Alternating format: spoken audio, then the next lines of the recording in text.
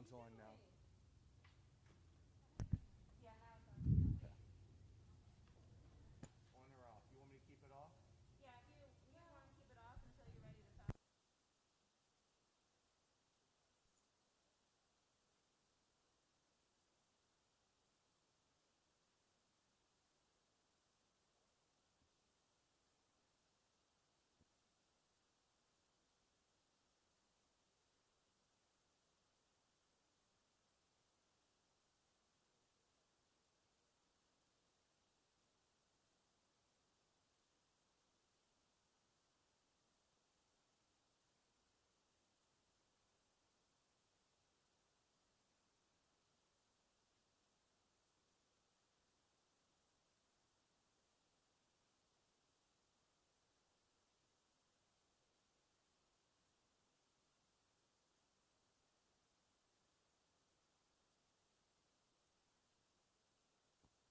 Start with your...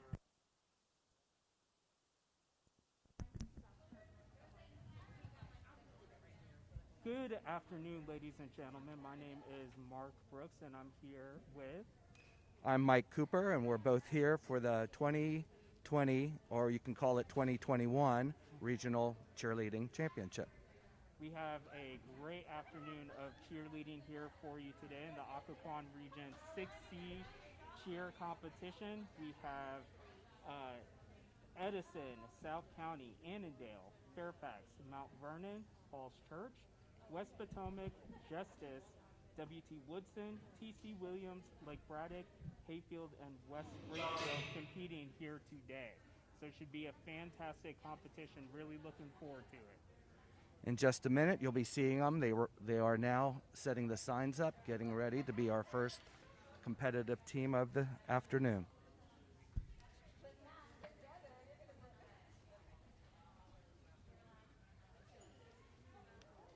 We can announce some of the Edison cheerleaders. I hope I don't slaughter it too bad.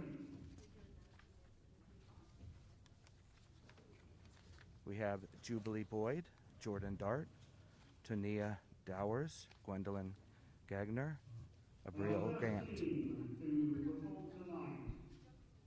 The Edison Eagles. Edison High School coached by Carrie Kraft. As you can see, they have 9 on the floor.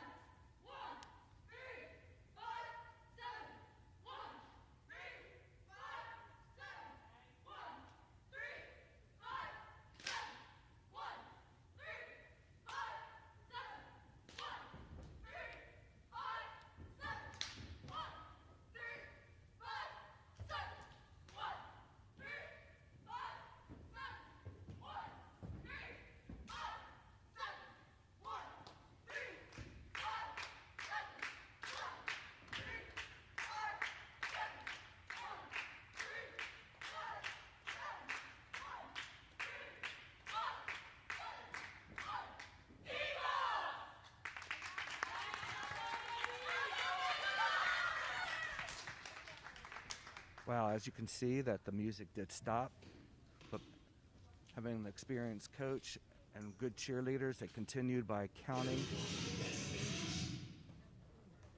There will be no deductions in that. Hopefully they'll be able to get another chance.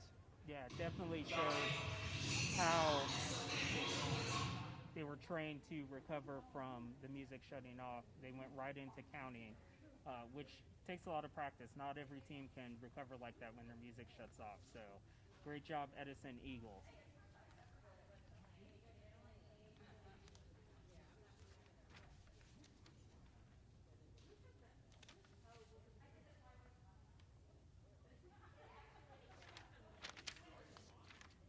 See, coming up next, we have South County. Coming out of the Patriot District, South County was 6 coming out of the Patriot District. We have Abigail Avery, Ava Steele, Cherish Tillman, Emma Glover, Giselle Tehran, Haley Lyles, Isabel Grasselli, Jessica Meyer, Melina Angst, Megan Gilmore, Maya Martinez, Olivia Woodham, and Vivian LaChance. Also on the team we have Riley Quinter, Elizabeth Kobe, Bella Romer, and Brooke Judd.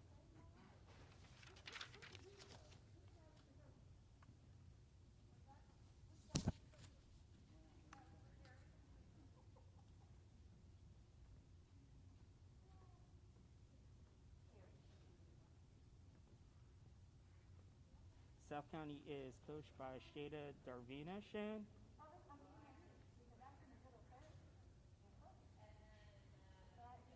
Assistants are Katie Milano, Amber Burnett, Kim Steele, Ashley Leonard, and Andrew Carey.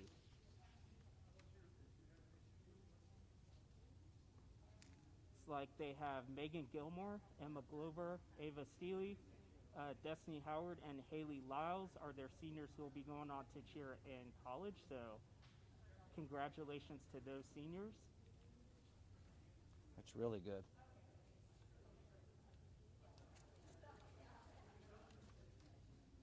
So Cooper, what are some of the things that the judges are looking for as they score these routines today?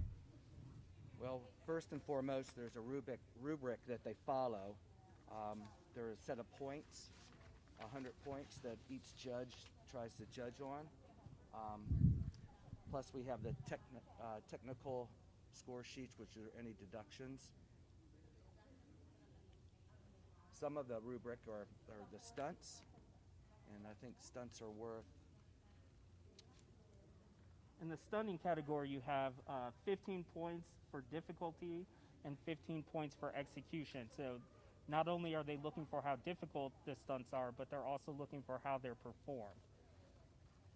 Now with our COVID season, believe it or not, all stunts can only be at the extended level. You can have single leg variations that's extended, single base version of skills that have to be in the 10 to 15 range. Body position and determine score within the range. I think a big thing this year is the execution of all the stunts, how clean they are going to be, how precise the timing going up and also coming down.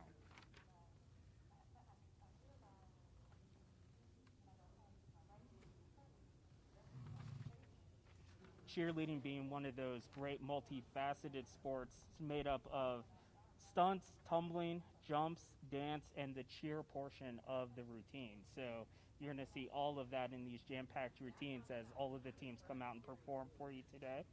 And each one of those sections makes up the overall score for each cheerleader's routine. You're looking at a perfect score of 300. So each cheerleader is trying to make up those scores, or make up all of those points as they perform for the judges today. So the closer they get to 300, the better they're going to have done. And the routines are all within no more than 3 minutes per routine.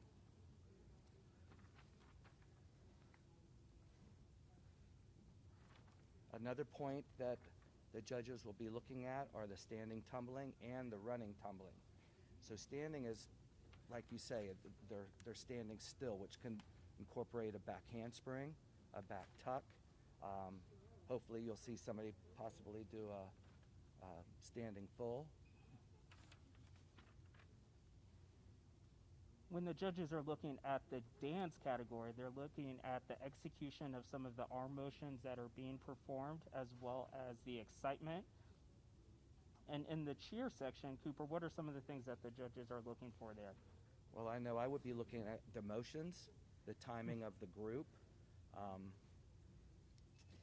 the loudness or the voice factor of not only the team but individuals. Can you hear them clearly? Are they crisp? Do they snap at the words? Are they using their diaphragm? And so one thing that the cheerleaders are not used to is performing at a competition without a crowd. How do you think that might play into today's competition? I think it's going to play pretty big. The team, though, that is the loudest will help, because usually when they do a chant or cheering, hitting the crowd, it's good that the crowd will cheer back and know the words. Now it's a whole different story, as we noticed the first round, when the girls are cheering their heart out and nobody's responding but the coach. Yeah. But I think as the cheerleaders have competed this season, they've definitely gotten an opportunity to perform in gyms with very few people. So hopefully that practice is going to show today as they come in, because I know, crowd, that you're not here today, but the gym is very sparsely populated with people. So they're going to have to do their best to really show that energy for the judges here today. Correct.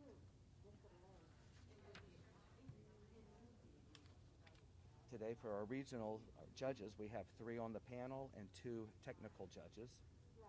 The 3 on the panel will pretty much be looking at the jumps, the dance, the stunts, the tumbling, where the technical judges look to see if the stunts are correct, everything is legal, any touchdowns from the tumbling part. That all can get different deductions, which we'll go over in a little bit.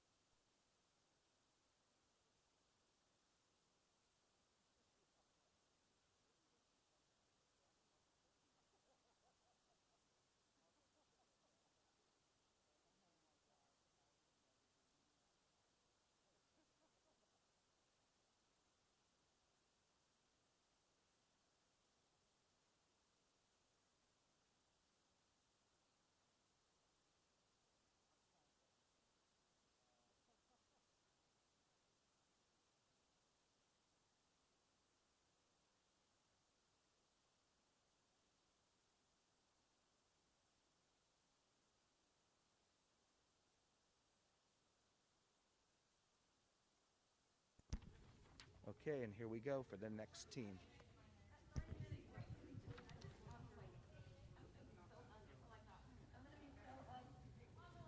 The next team is the Annandale Adams. Team colors, red and white. I'm sorry, SoCo. SoCo is first. Annandale is on deck.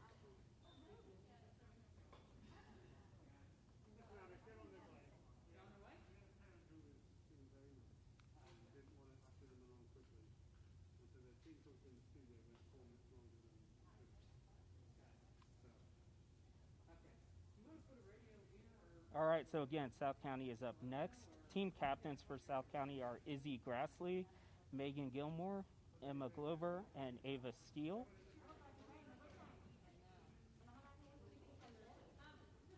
Again, South County coming out of the Patriot District where they finished 6th. And their head coach again is Shada Darvishan.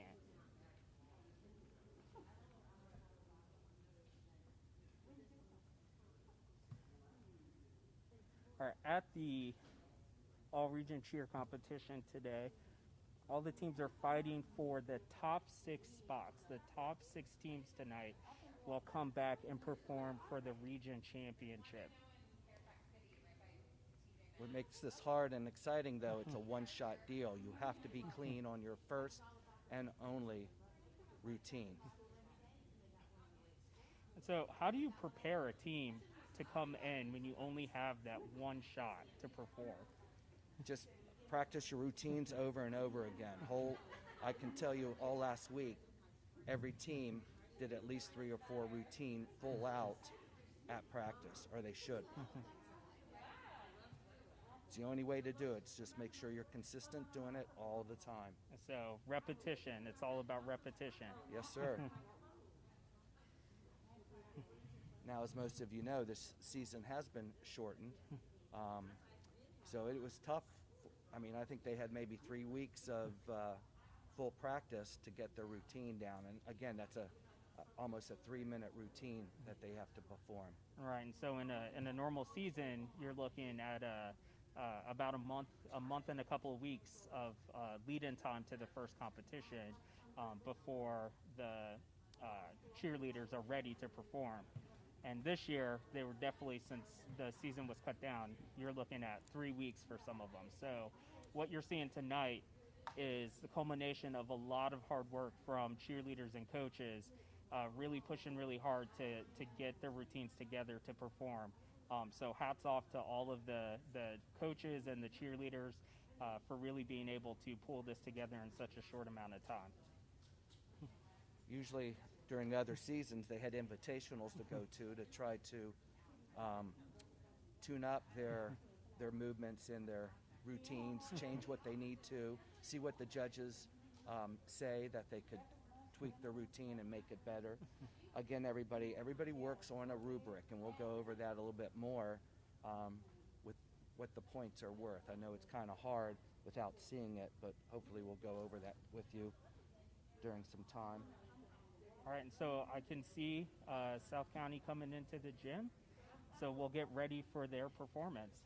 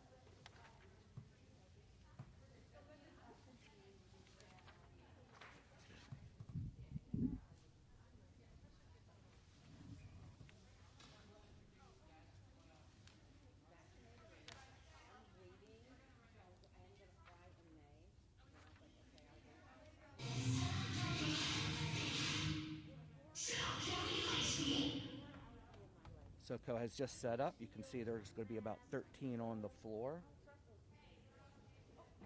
In order to receive their highest number on the rubric, 50% plus 1 needs to be able to do either the stunts, the jumps, and the tumbling.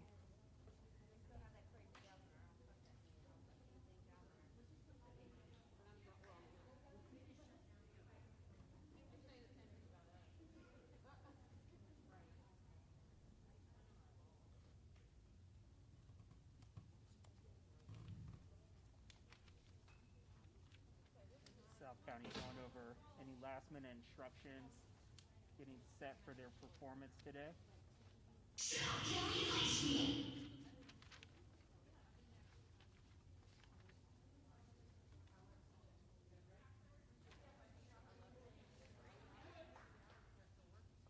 All right, here we go.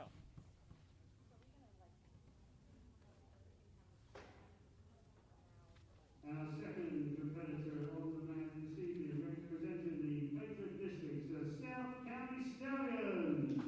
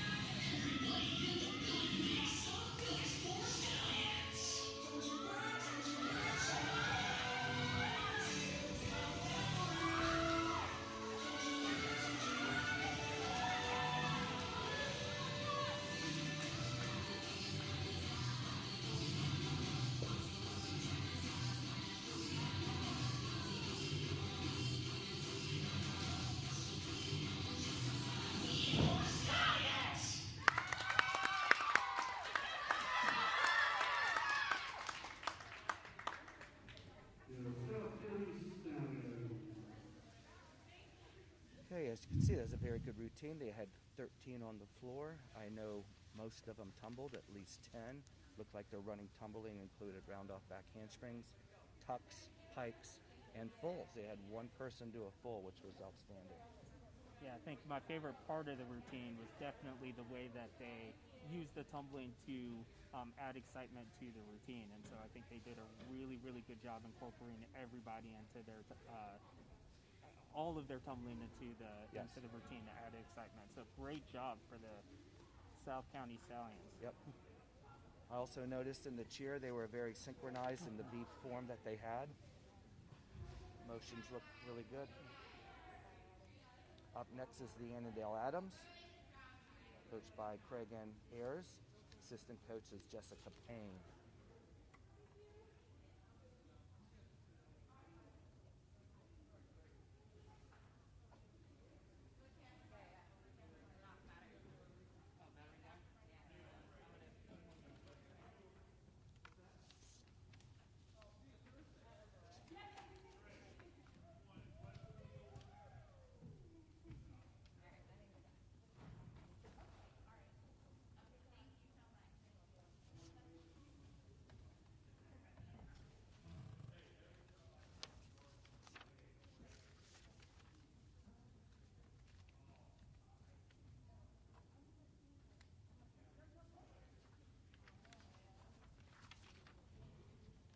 All right, Annandale coming out of the Gunston district.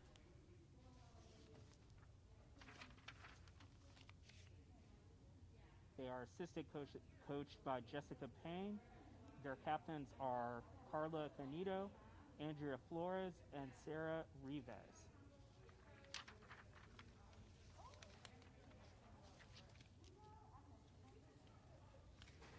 Competing today are Destiny Raxon, Jasmine Vanilla, Carla Balcazar, Alexa Chavria, Camila Rocha, Catherine Vasco, Gabrielle Fernandez, Andrea Segovia, Fatu Caloca, Ashley Jimenez, Leslie Menendez, Giselle Maquilaza, Litzy Rivas, and Sarah Palma. Apologize for any mispronunciations of names.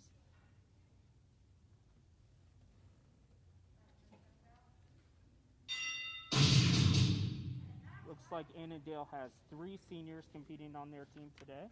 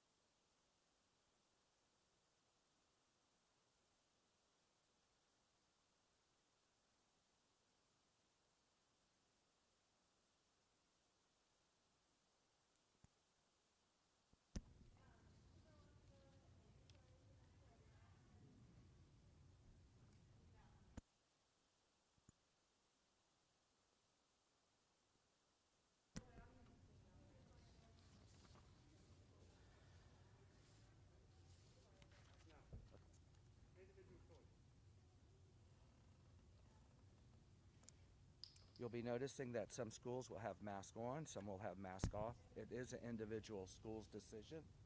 There are no deductions if a mask does come off or come down, but there would be a deduction if it was stepped on. So that's one thing they have to think about. So just got a clarification from the judge. There is 1 point off if the mask does come off. So that makes the routine a little bit more difficult.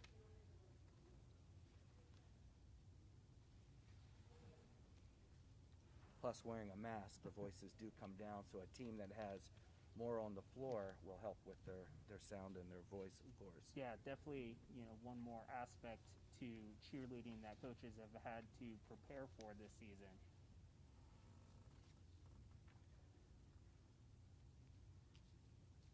Do see Annandale at the door, so they will be up in just a moment.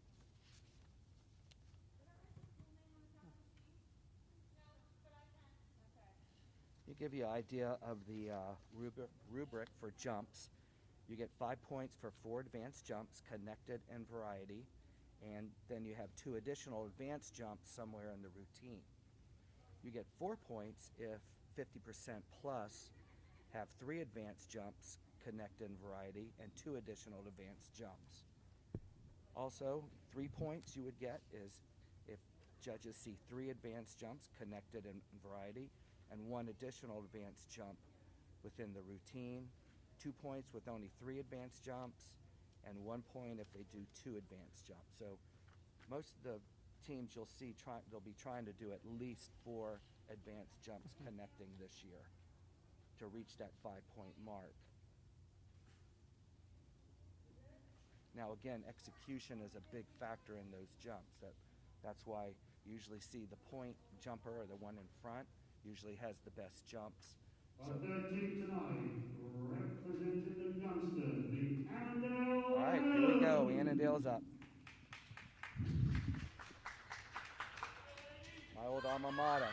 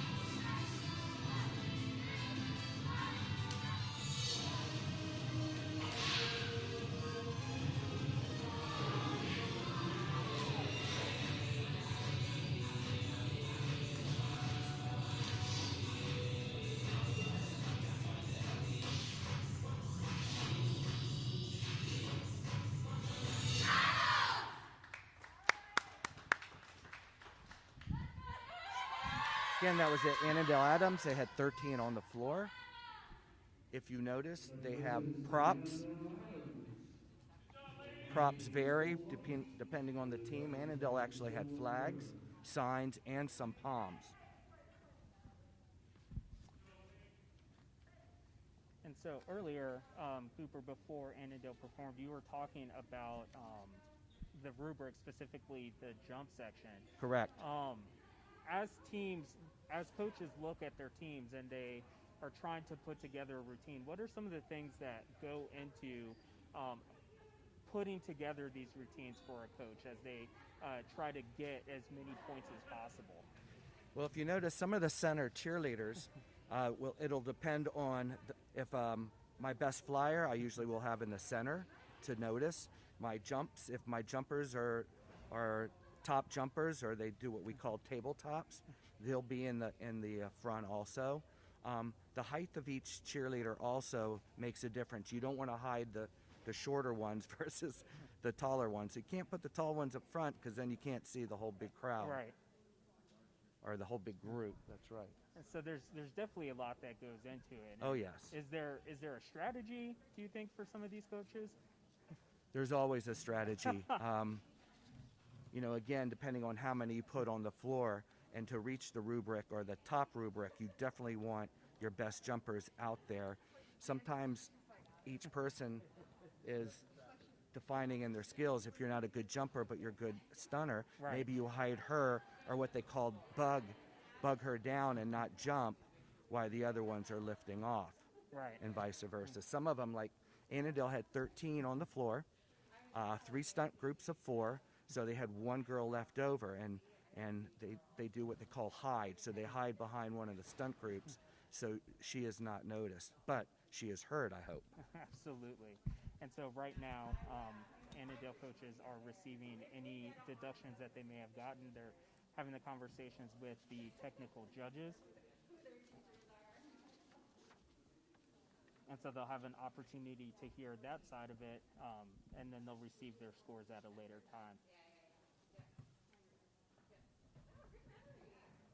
So up next, we have the Fairfax Lions out of the Patriot District.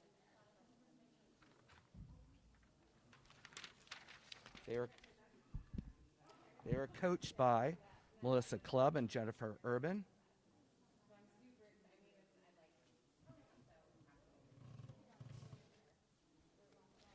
Captains are Mackenzie Godwin, Gretchen Hoffman, Courtney Prime, and Kaylee Schatz. See, their head coach, Melissa Clubb, is currently in her 4th year as the head varsity coach at Fairfax. She attended and cheered on the varsity team at Centerville High School all 4 years.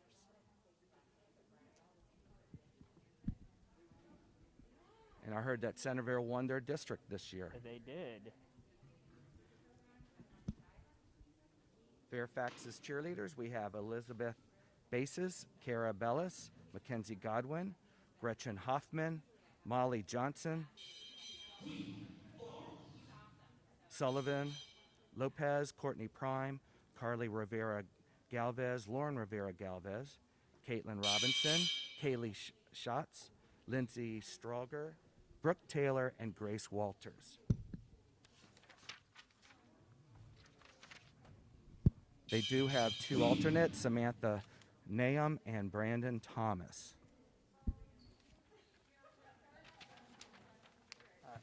Fairfax is setting up their mat, making sure that all their signs are set, everything's in the right place for their cheer.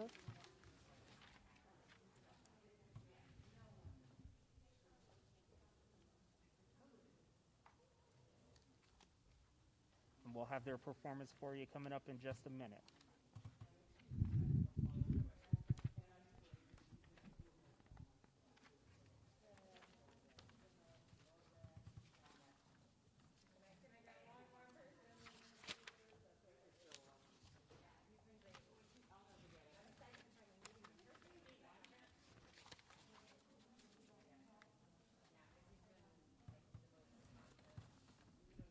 On deck would be Mount Vernon next.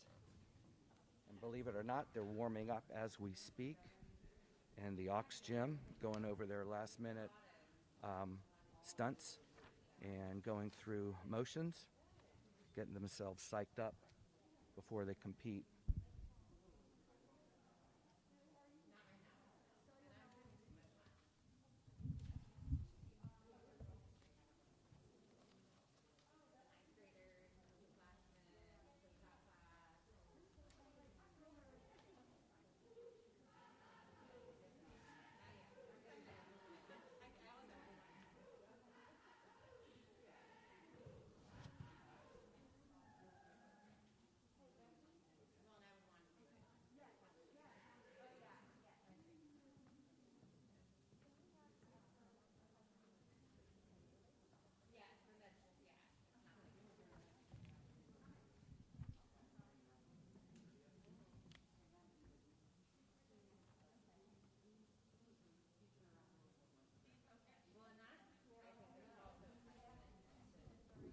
So it's kind of exciting for both Mark and I. We're out of our element. We're usually on the cheer floor. We've both been coaching for many, many years and have enjoyed it.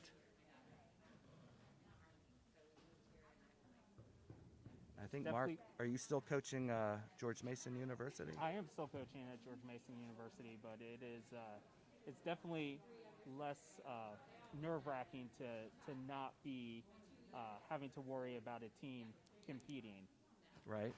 And if we have seniors that are interested or going to Mason, what does it take to be a college cheerleader? Well, as you look at the routines today and as you see what the cheerleaders are doing on the floor, you know, if you think about those particular skills, that's what a college cheerleading coach is looking for.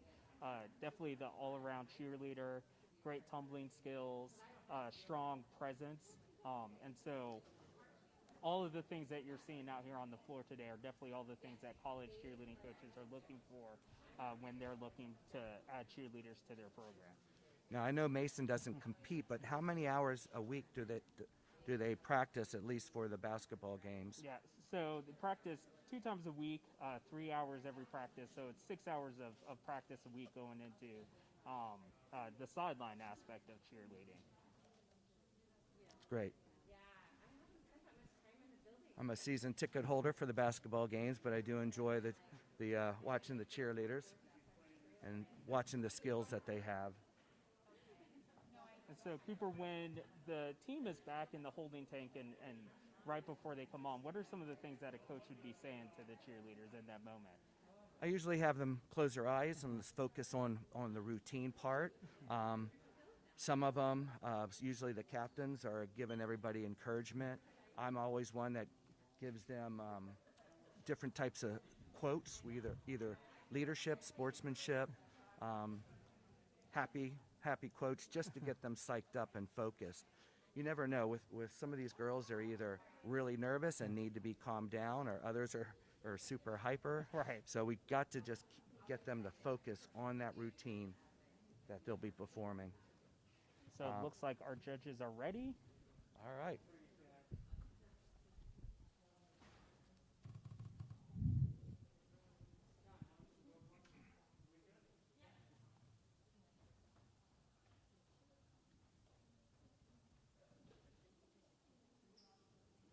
And now, representing the Springfield District, the Fairfax Lions.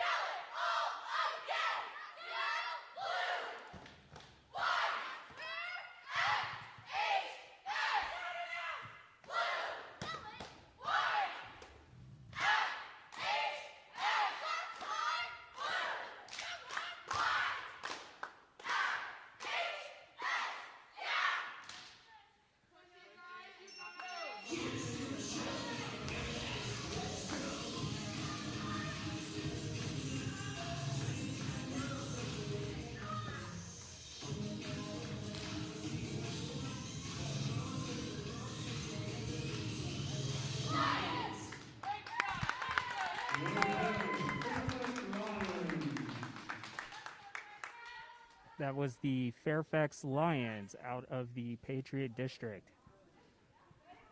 All right, Mark, we talked about some jumps, and if you noticed, Fairfax did 4 advanced jumps and then 2 later on in the routine. Let's talk about the stunts. This year, the high rubric stunt is with one leg. What are a couple of the harder stunts with one leg? And so you're going to see a lot of teams doing one-legged stunts. I think what's going to differentiate teams today are the body positions that the flyers who are performing those stunts are able to do. And so there are a lot of different positions that the flyers can execute for the judges. The more of those positions that you are able to do, the higher your score is going to be. And so those positions take a lot of flexibility. And so you're going to see some teams that have the flyers with that flexibility do more of those positions. And some of the teams that don't have that flexibility probably perform less of those. So one-legged stunt, when you bring your one leg to the other leg to your knee, that's called a liberty, pretty much, or right to the calf. That's a one-legged stunt. 2 moves that we saw Fairfax do. One was a bow and arrow, which is an overextension behind the back with, go ahead. Okay. Bow and arrow is when one of the flyers, which is the top girl, grabs her leg behind them, and with their free arm, they put the arm through the little bow, as you might call it, to make an arrow.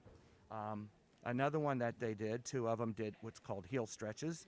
Now the heel stretch, you could definitely tell a good heel stretch, because if they can bring that leg all the way up almost to their ear, that's very flexible and the way it should be done. And so judges are going to be looking at the execution of all of those body positions in order to score each team. So it's one thing to be able to do the skill. It's another thing to be able to do that skill with a high degree of execution. And so that's another thing that's going to separate a lot of the teams today. Okay, next up we do have Mount Vernon. Mount Vernon coming out of the Gunston district.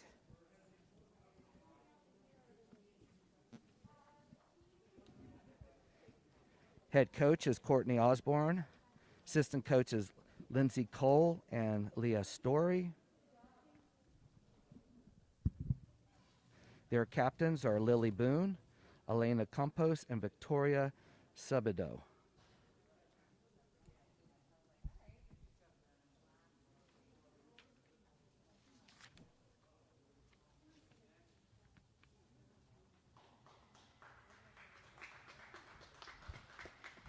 As the judges are still scoring, you can see Mount Vernon is coming out to set up their props.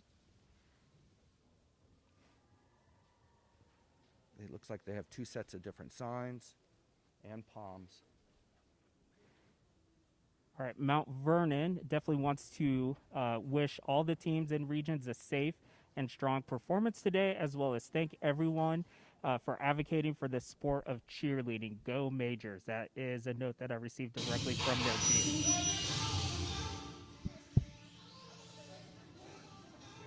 Real fast, their performers are Alicia Kronicki, Isla Cray, Brianna Henry, Catherine Smith, Clara Barron, Daphne Reyes, Destiny Badilla, Destiny Bearden, Elena Campos, Julia Von Stock, Kayla Augustine, Lily Boone, Trinity Christenberry, Victoria Subido, and Vida Awusi.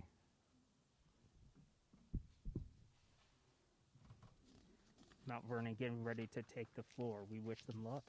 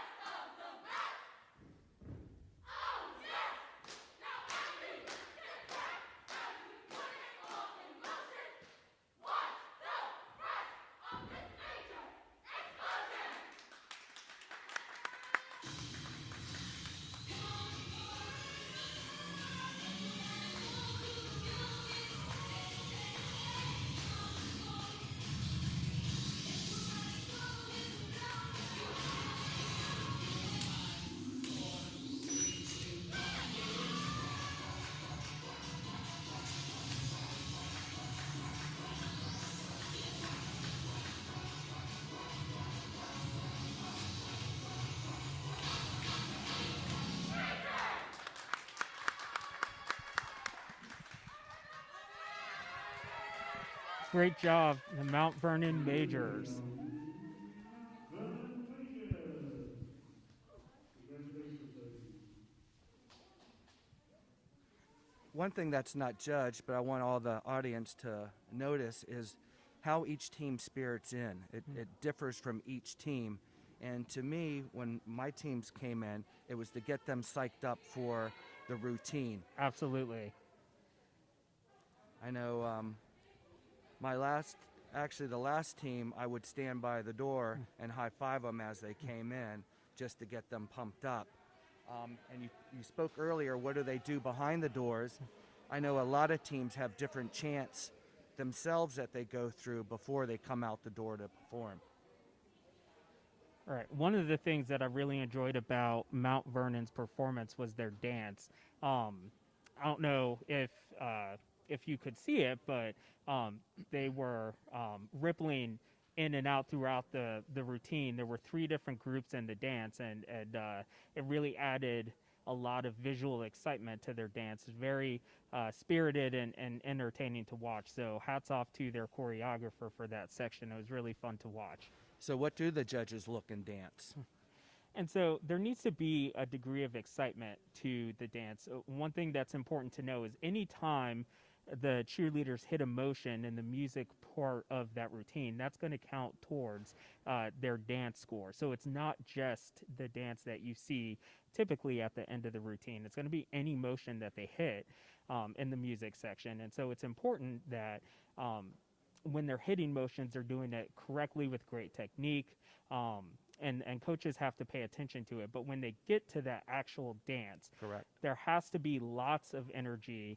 You want to see ripples moving back and forth, up and down. You want to see level changes.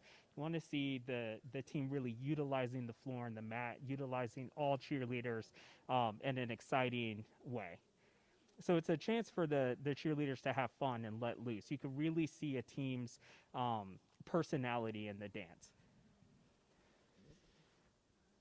And as they dance, especially this year, their dance might be a little bit more. In the past, dances were usually 4 to 5 8 counts. Now dances are between 4 and 8 8 counts, just to show more movement in the routine, since they can't express themselves. Because this year they've taken out a number of things because of COVID. One is the pyramids, one are baskets, one is as simple as cradling from a stunt. So they have to be more creative.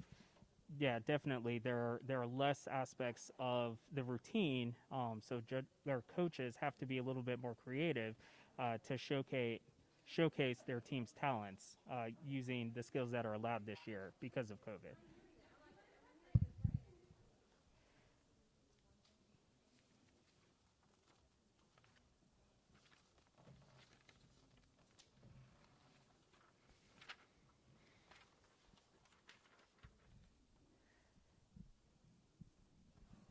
So right now we have all of the judges who are tabulating the scores from the last team. Technical judges are talking to each other so they could come up with the score before the next team comes in. And the next team is Falls Church. Falls Church High School. Fun fact, Cooper, I actually started my coaching career at Falls Church High School as an assistant in 2001. Dating myself there. I'll really date yourself. I started at Falls Church as an assistant gymnastic coach back in the 1900s. You got me beat there, Cooper. Actually, I was still in college. It was like 1982.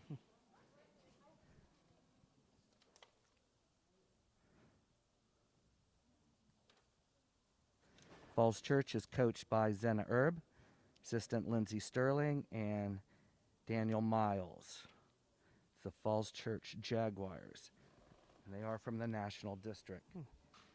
And Falls Church wants you to know that they are a small but fierce team of determined athletes, and so we are definitely looking forward to seeing that.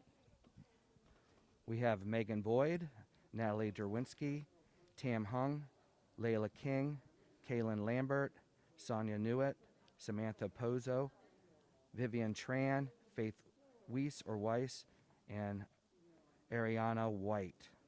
So there's 10 of them. And I can tell you they'll probably be one of the loudest coming out. The Falls Church Jaguars are representing the National District.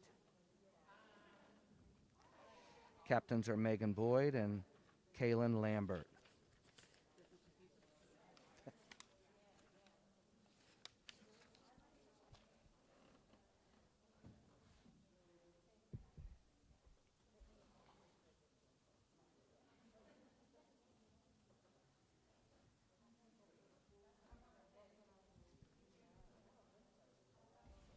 Well, then if you started off with Falls Church and their colors are green and white, what other team did you coach that was green and white?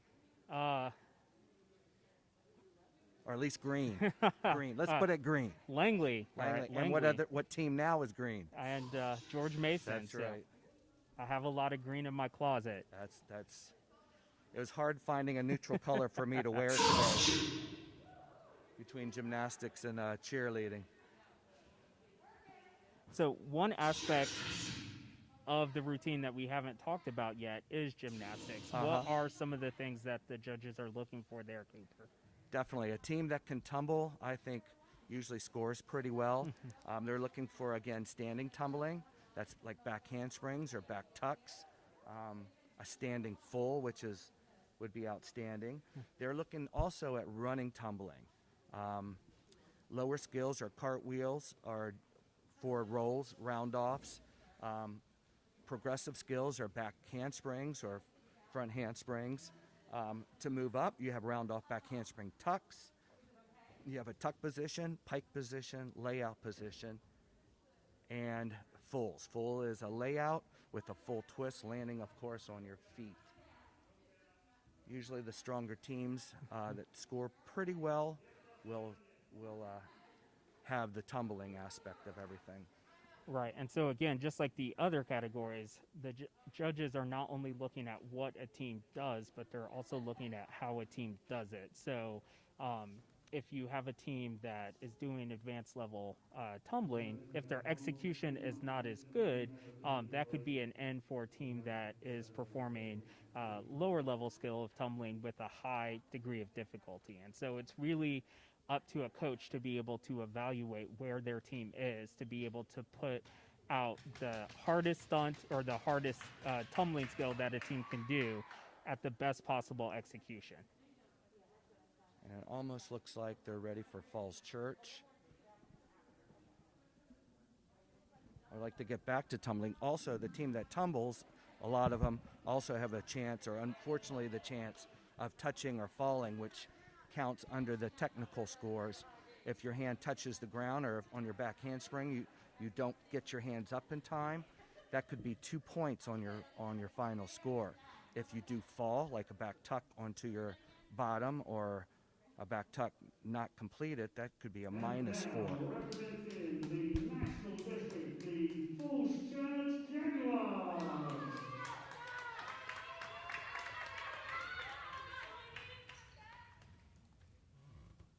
Got this, ladies! You got this, Dad! Roar!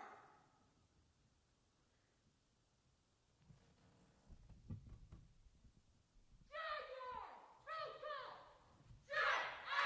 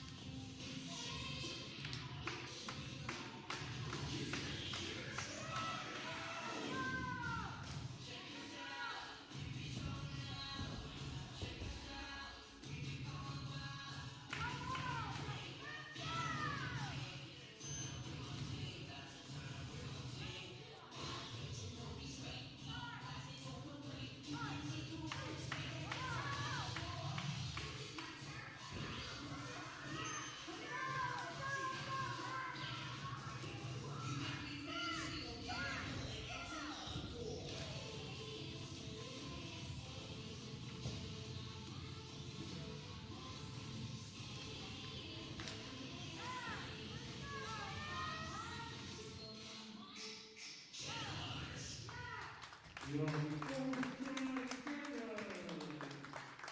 Congratulations. Great job, Falls Church Jaguars. Love that everybody had a prop at the very beginning and used it very well. Yeah, one of the things that I really appreciated from Falls Church's routine was how they were creative and how they got into and out of stunts.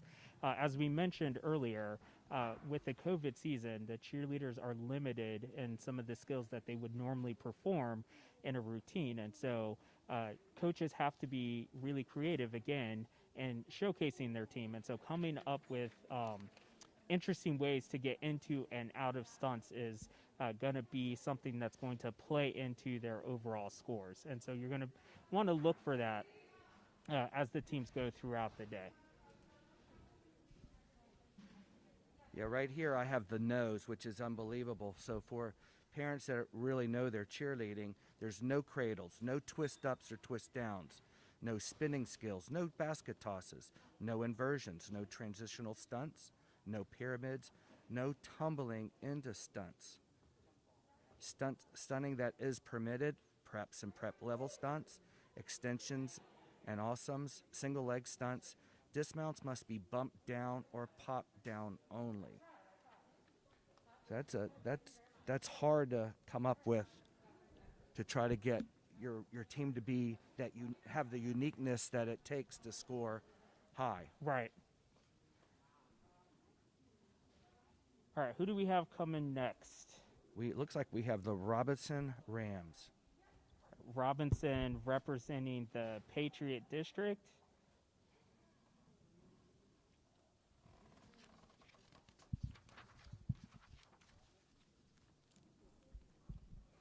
They were coached by Jocelyn Baptiste, Dom Baptiste, and Devin Anderson.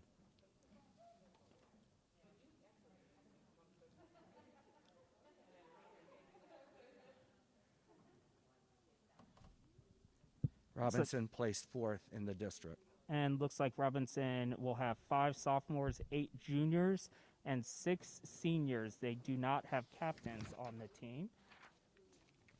Also like to congratulate senior Morgan Bramble, who will, looks like she will be off to Limestone University in South Carolina, participating on the acro and tumbling team there. So congratulations to Morgan.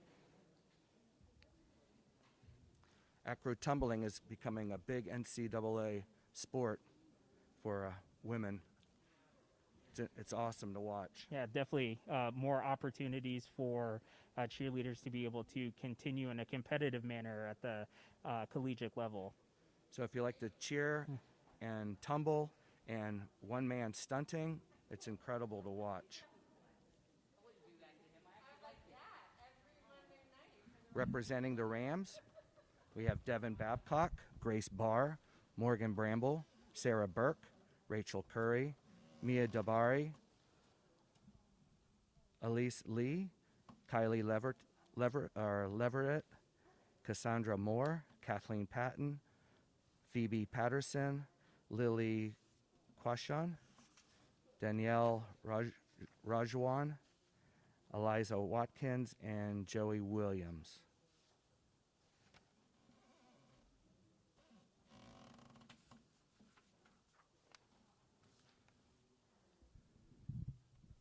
All right, and so as we wait for the Robinson Rams, Cooper, let's talk about the cheer portion of the routine.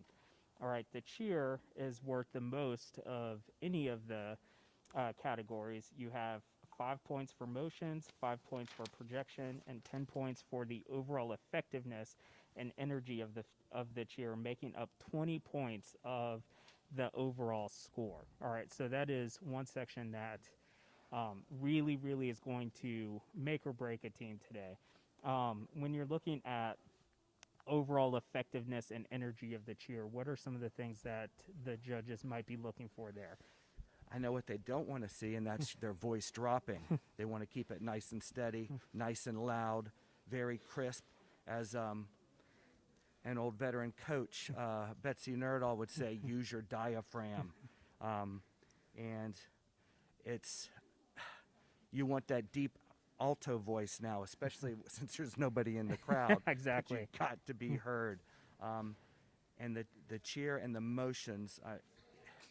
I used to tell my kids to spend, hours in front of the mirror cheering and chanting and moving with the motions so they can project, because overall performance is very important. Right. What did you used to have them do? Well, you're definitely looking for that synchronized performance from the cheerleaders. You want everybody to be very tight and precise. But the cheer section, it's about telling a story. You want to get the crowd involved. And so in your cheer, all right, the purpose is to get the crowd to yell with you. And there is no crowd today, but nevertheless, you want to see what teams are doing to get the crowd to yell with them. And that's where the effectiveness comes in. The cheers that are very easy to understand for a crowd, for a layperson to be able to yell with the team, that's what's going to score the best. I know anybody that's been involved in high school cheer for the last 6 or 7 years will know Elise Robinson's chant. It's famous throughout, and I know a lot of teams try to copy it, but you can't do rah, rah, Rams like they do. Exactly. Definitely looking forward to see what they are able to put on the floor today.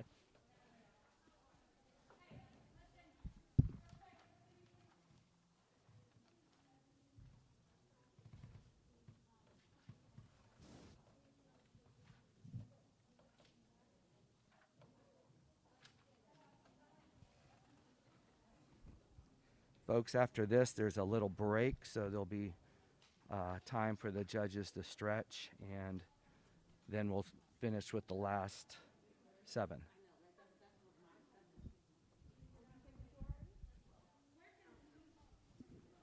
All right, so Robinson getting ready to take the floor, and just like Cooper said, after Robinson, we will have a short break, and then we will come back with the next half of the competition. The judges are motioning that they are ready. And so for your enjoyment, again, we have the Robinson Rams taking the floor.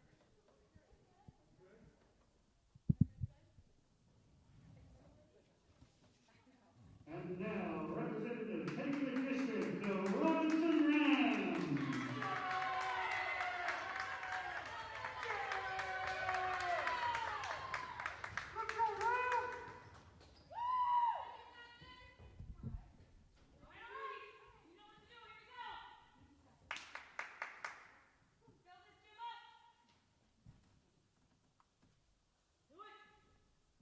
Let's go! Rams! Yeah!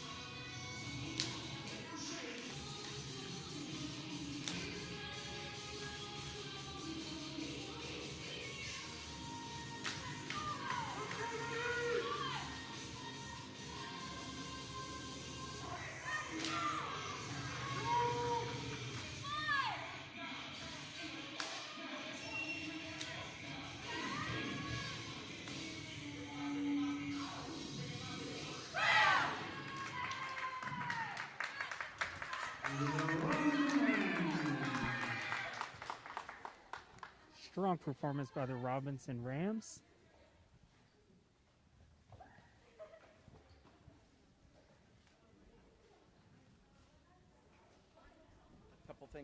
Couple things I did notice different than the last teams, though. Robinson came out and tumbled.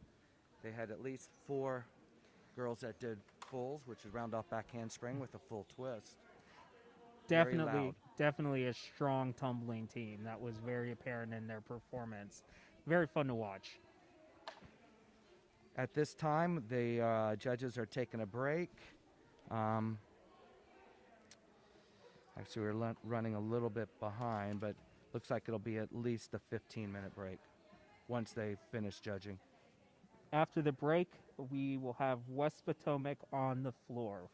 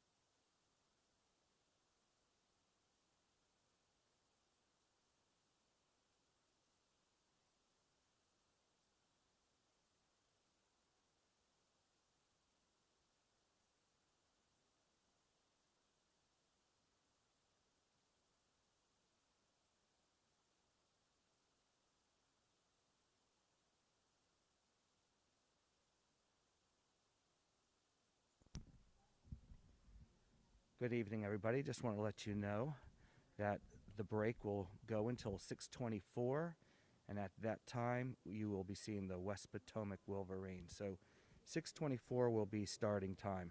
All the teams earlier are clearing away the locker rooms and spaces so the next teams can come in. Thank you.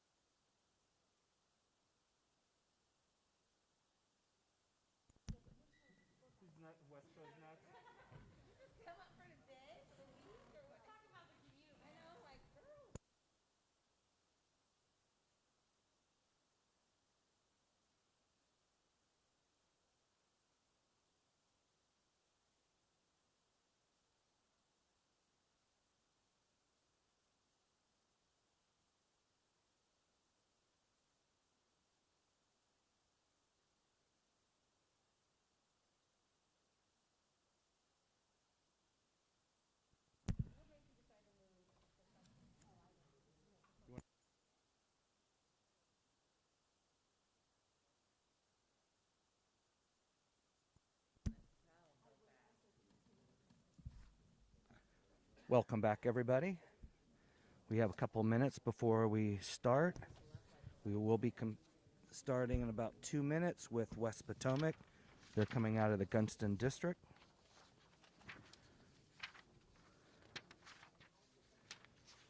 West Potomac is coached by B. Cujo, Avery Woods, and Brett Helsinger. Just to let everybody know that every district team advanced to regionals.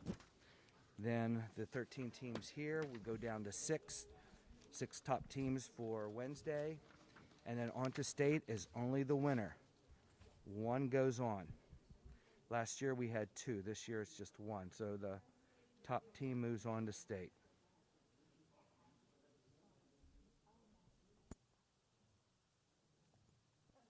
Okay, let everyone know we are probably going to have the first team rolling down the hallway in about 1 minute. West Potomac cheerleaders.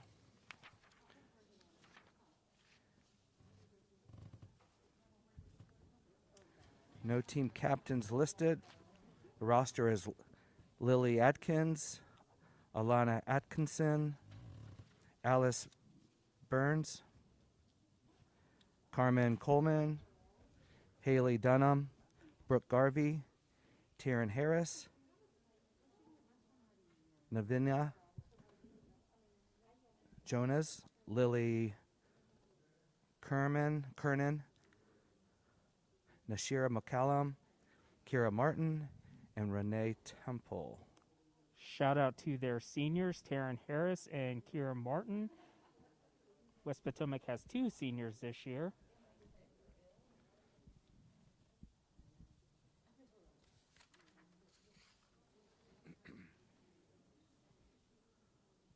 We also want to recognize Kendi Martin and Kendra Martinez Bolanos, also on the team.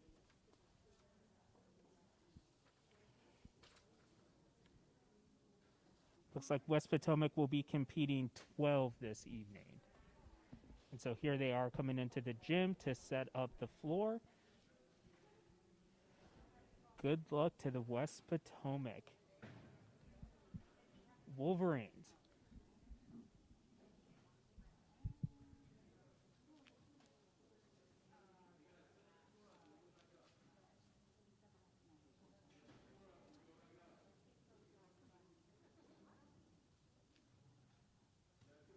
At this time, I want to give a big shout out to a Falls Church alumni and a Virginia Tech alumni. I know she's watching, and hopefully we'll get her coaching in the near future, Emily Santos.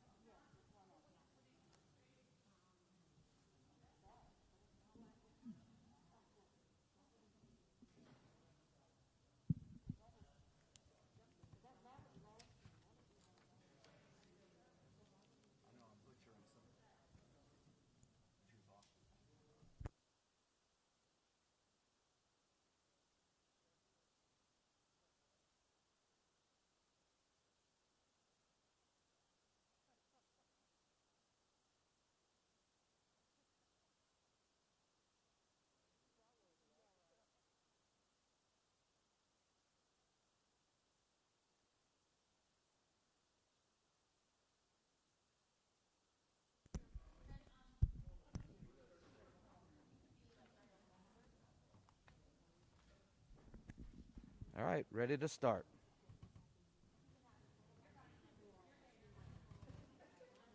And now, representing the Gunston District, the West Potomac Wolverines.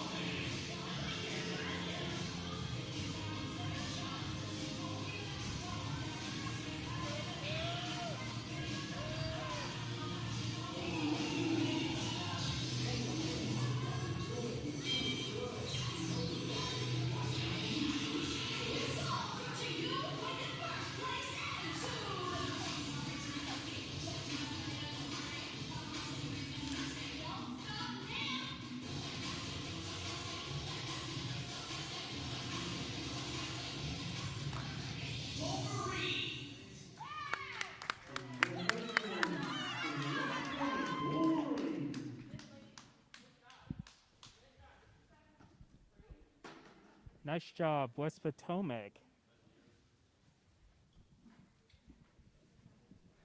Again, I like seeing everybody using props. Everybody did that at the start. Also, if you notice, everybody, that sometimes the music starts at the beginning, sometimes at the end, even sometimes using in the middle. It just depends on their routine, the music placement. I know there's definitely strategy in that sometimes. I know as a coach myself, I always like to start off with cheer because the cheerleaders were fresh and they could yell the loudest and then get into the music portion. And so a lot of times I didn't want the cheerleaders to be tired and then have to say words to a cheer. So I would start them off at the beginning. But depends on the team, depends on the coaching decision.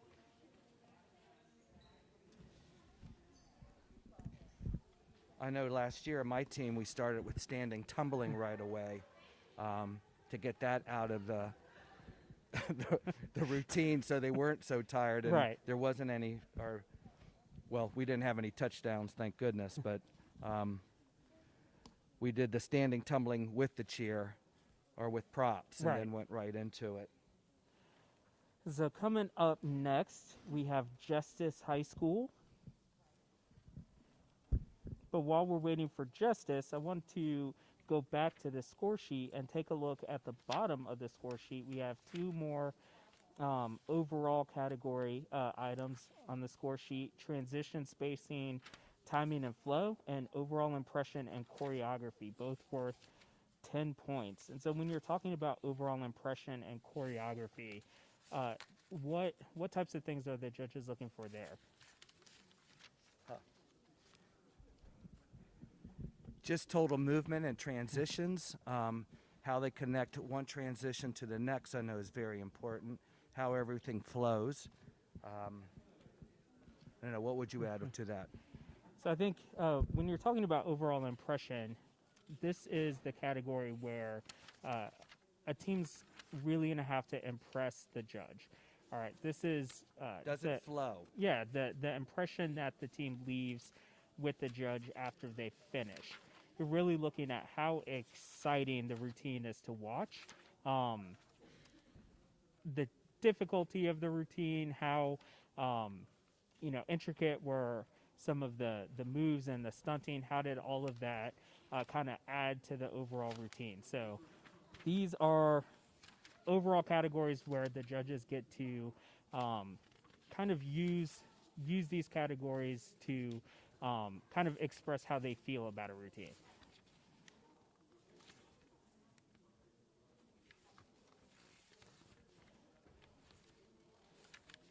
And again, the perfect score for all three judges together is 300. Each judge can score a cheerleading team up to 100. And so with the combination of the three scores being 300, and so with the different categories, teams are working to earn as many points as possible in order to be able to place as high as they can. And usually during a non-COVID season, you'd have 5 judges. You would throw out the high and the low. Tonight you have 3 judges and all 3 scores count. Exactly.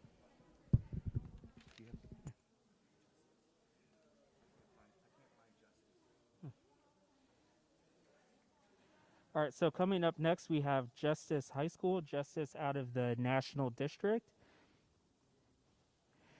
Competing for Justice, we have Janelle Shotley, Madison Cooper, Sophie DeRay, Leslie Dia Nolasco, Bianca Escobar, Juliana Figueroa, Mitchell Hitchcock, Arthur Wynn, Grace James, Anna Guardo Mangiano, Andrea Nichols, Daniela Obergon, Yamina Pardo, Claudia Rivera, and Pilar Zappin. We have 5 seniors competing for Justice tonight and 15 total on the floor. Again, Justice High School representing the National District.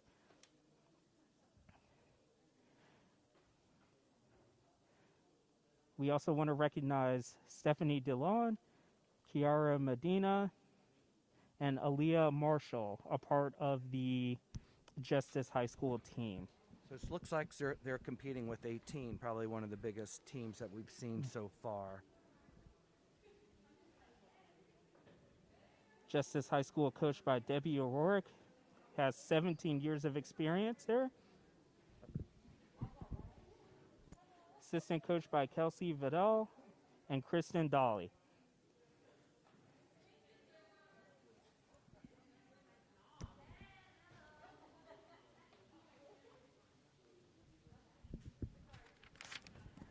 Coming up next will be the Woodson Cavaliers. So we have Justice taking the floor now to set up their palms and props.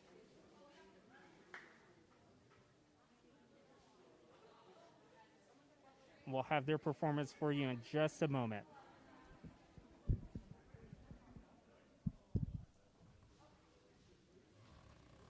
Also, Justice has 2 young men on the team. This is a co-ed sport. You will see from time to time boys that are competing. They do have to follow the same rubric.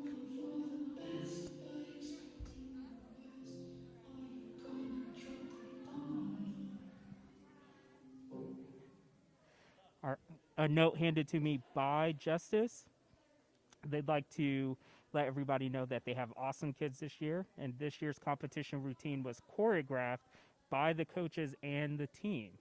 So everybody working together to put together the performance that you are about to see today.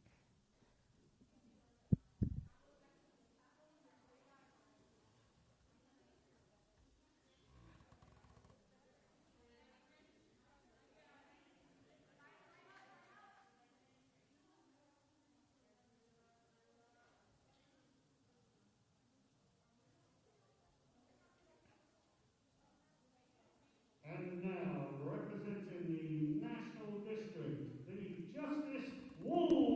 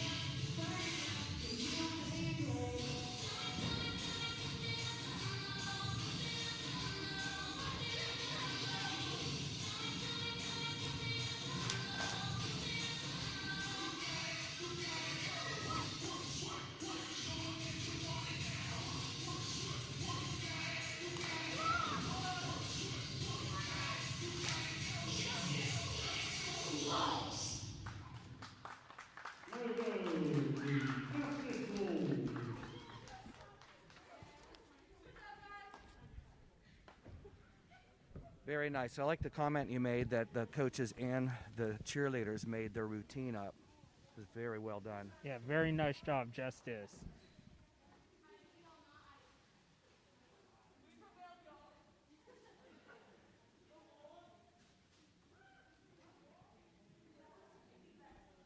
Definitely love the energy that they brought in the dance there.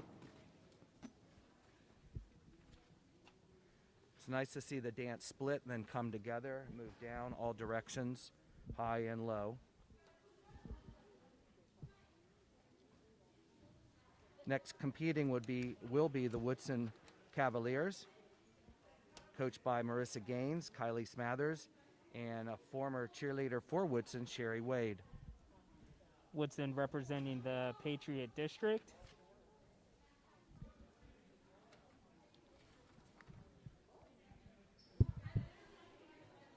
I did get a note from somebody saying good luck, Woodson, from their longtime coach, Betsy Nerdahl.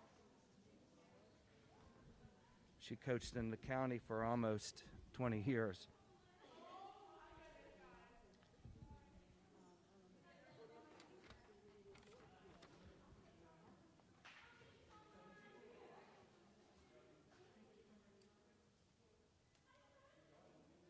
Captains for Woodson is Jillian Brennan, Rory Brennan, and Allison Myers.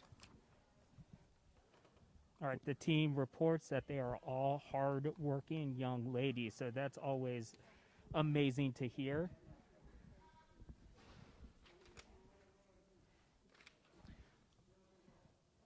Woodson has 18 competing. Hope Allison, Karen Baker, Jill Brennan, Rory Brennan, Brianna DeSerrar, Camille DePagenaire. Oh, I know I messed that up. I am so sorry, Camille. Ava Dunn, Emma Flowerdeau, Sophie Ha, Anna Lennon, Elise McMillan, Isabel Munez, Paulina Munez, Allison Myers, Jornaldo Nice, Jacqueline Penna, Talia Savella, Valerie Thomas. We have Kayla Codes, Zosia Ridley, Rami Williams, and Heather Cauldron. Woodson, a relatively young team. We have 2 seniors on the team.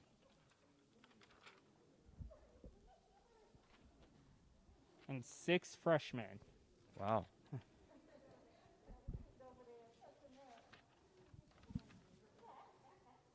I believe Woodson coming into the competition having earned 3rd place at the Patriot competition last week.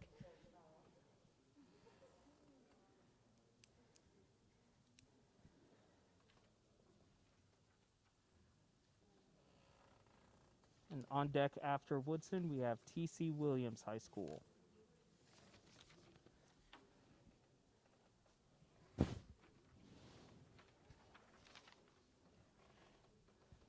And so, Cooper, for the teams that advance tonight, going into finals, Right. how do you keep those teams focused, especially if they didn't perform how they would have wanted to tonight? How do you kind of get them to shake off the last performance and focus on what they have to come up?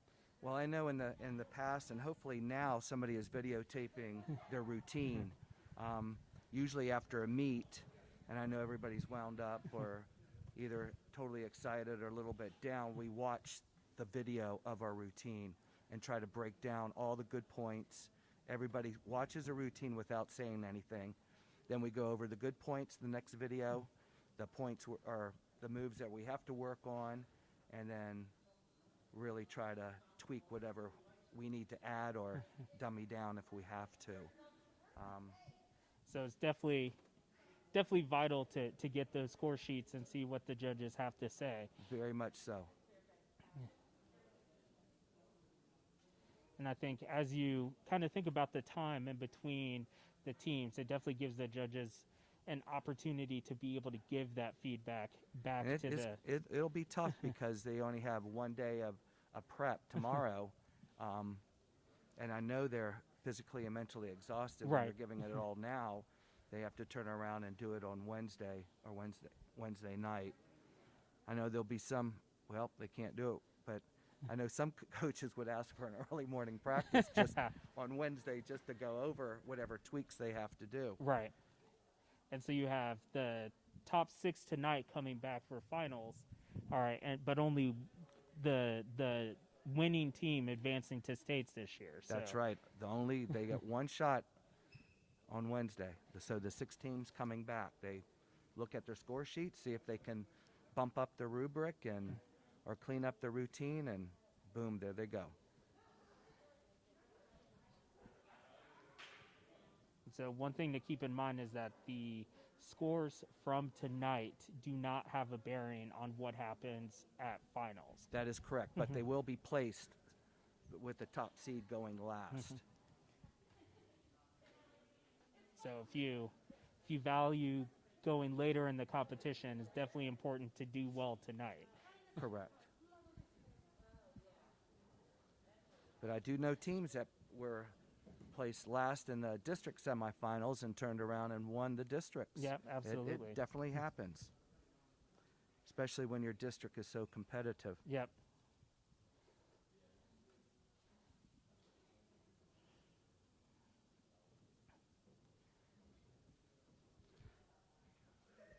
And I know in the Patriot districts last week it was very tight. It's Patriot District is definitely one of those districts. It's always very tight. You know, teams are within points of each other, separating, second, third, fourth, and fifth.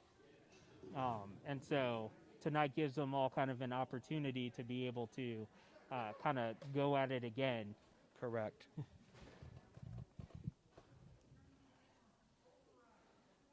And again, one thing that's different about this year is that all the teams have the opportunity to be able to come and participate in the regional competition. Correct. So giving everybody that opportunity to perform as much as possible, because they all put in a great deal of work to be able to get to where they are today. So definitely an amazing kind of change in the COVID era for these teams. All right, so we have Woodson entering the gym, setting up the mat with their signs and palms. You can see they brought their own water bottles. No sharing, of course. What they'll do is the alternates sit up here in the bleachers. They are allowed to cheer as much as possible.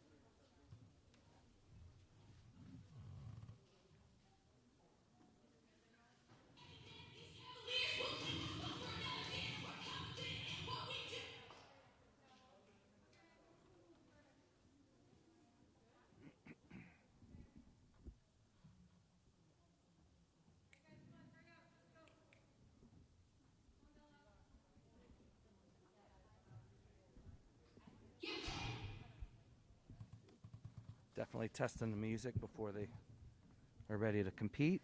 That is very important. I've definitely learned the hard way. You got to test that music, and you got to make sure that whoever's playing it knows when to press play.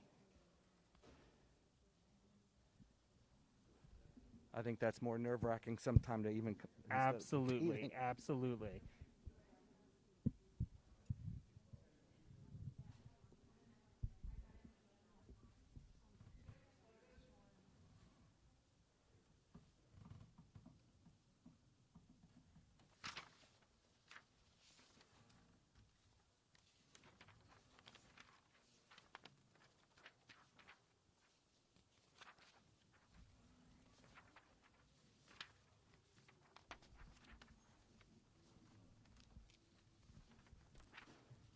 Coaches are coming in. The cheerleaders are ready to compete.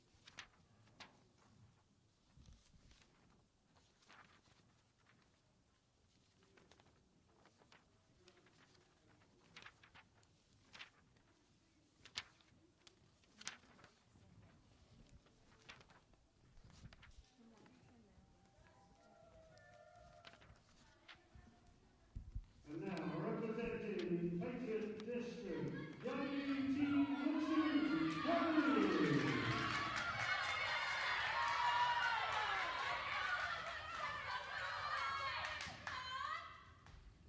You got this.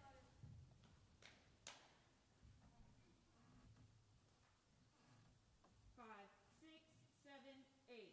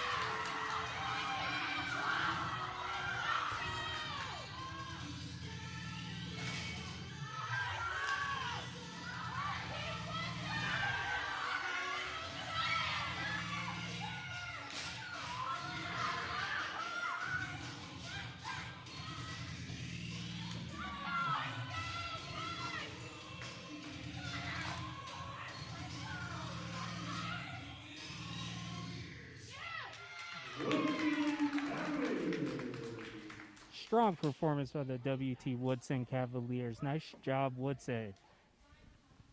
Very nice. I saw one thing that their team did that nobody's done so far. They had 3 girls doing standing tumbling, which was back handspring to a full. Actually, I think it was 2 back handspring full, and that was without a round off, so they call that standing tumbling, which was good.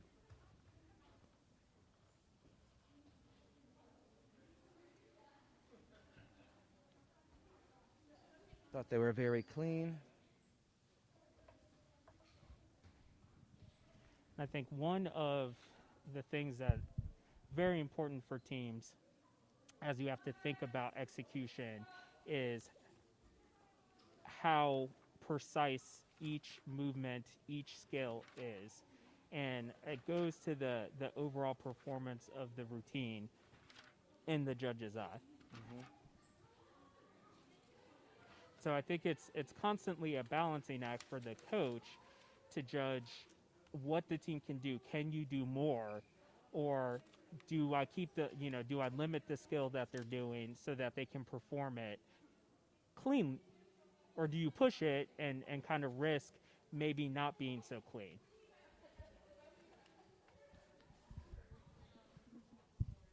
Well, with 18 on the floor, I thought they were very clean, and I think that was the most we've had so far, which will help with the judges because they seem to be all in sync. Their voices were excellent, even with the mask on. Yeah. And they had at least 3 stunt groups up. I think being able to cheer and perform and stunt with a mask on is definitely a feat within itself. There should be a rubric for that. Absolutely. So next up is TC. All right, we TC got Williams. T.C. Williams, the Titans, representing the Gunston District, coming up next. Looks like 16 people taking the mat for T.C. Williams, with 8 seniors, so definitely a veteran-led team for the T.C. Williams Titans.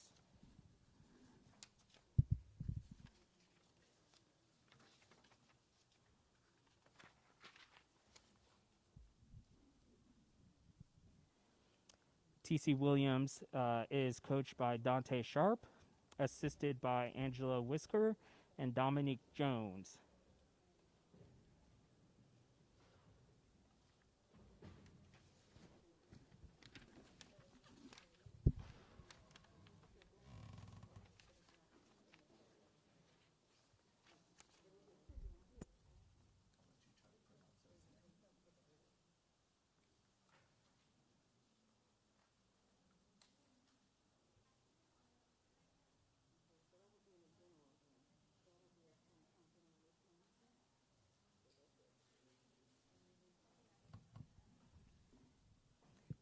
A note from T.C. Williams. They report that the cheerleaders have tirelessly worked together to build both elite skills and team unity to ensure that anywhere they go, it is Titan territory.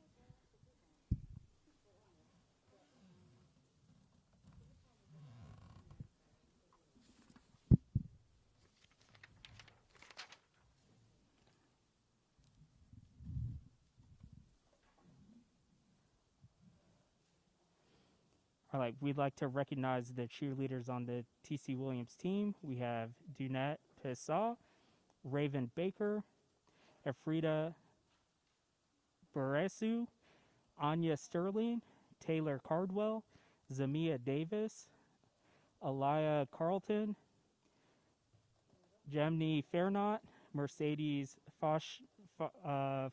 Fosheni, Amanda Gaza, Kaylee Gibson, Miracle Gross, Alexander Murawski, Ellison Paul, Amila Pittman, and Nakaylin Williams.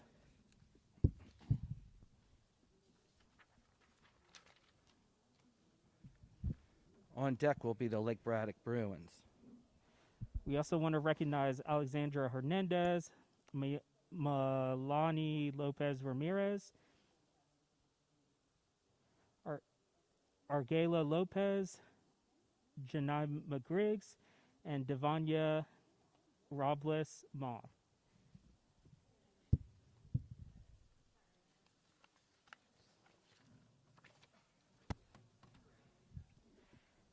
So the judges are finishing up, scoring the W.T. Woodson Cavaliers. We see that they've just finished talking to the technical judges.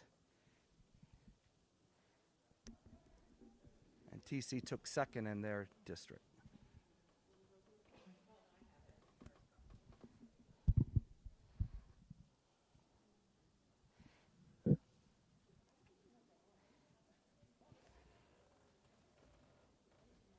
Here we have TC entering the gymnasium to set up their signs and palms. The order from tonight has been predetermined based on the placement from all of the teams in their district competition, but that has no bearing on the scoring here tonight.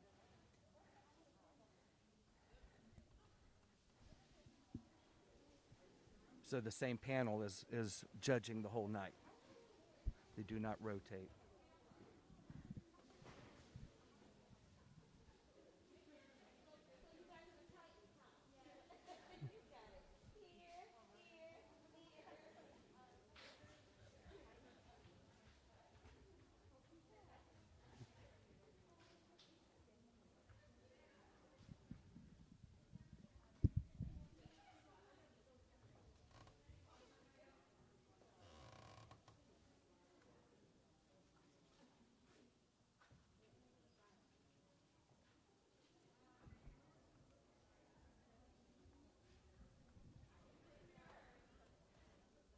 We want to give a shout out to the TC Williams captain, Anaya Sterling.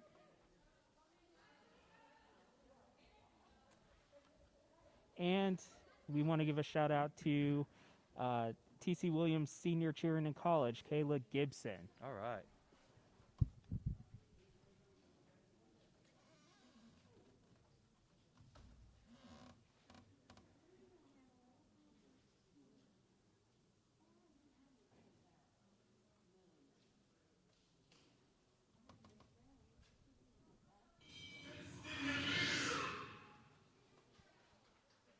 All right, TC testing their music, and we'll have them up next.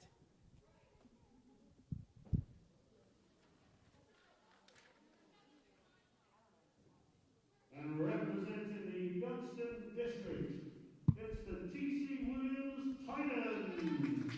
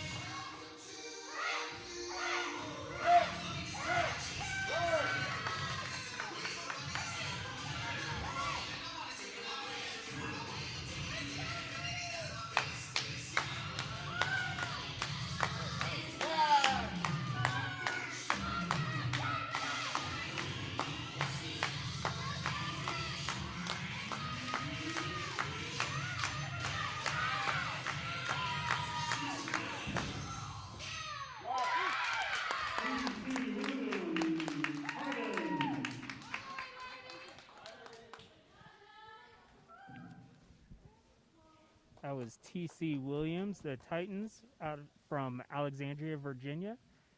Very full of energy.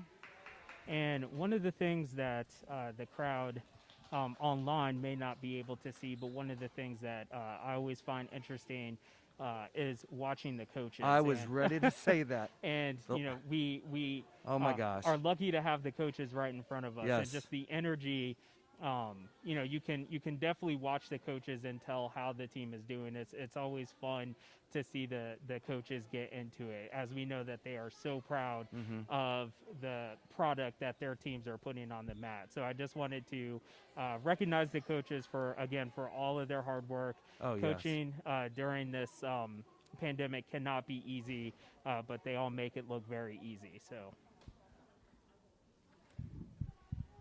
Yeah, I think they burn about 1,000 calories just in the 3 minutes, some of them. Absolutely. But it's funny because I know everybody has their superstitious ways of doing things. I always had to stay on the right side, where this coach was right in the middle dancing through. I know one of my coaches, Nam Nguyen, would go crazy on the left side. Right. It's just crazy how. And then some coaches are just very relaxed, just clapping through. Yeah, I was not one of those relaxed coaches, that is for sure.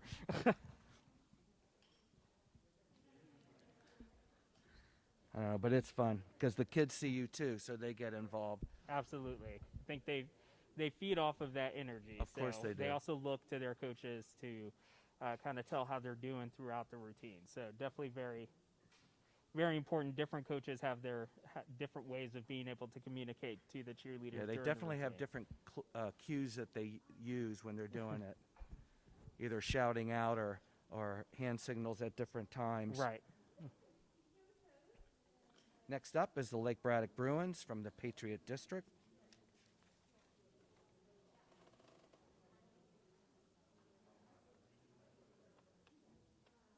They're coached by Kayla Ibanez and assistant coach Carly Nelson.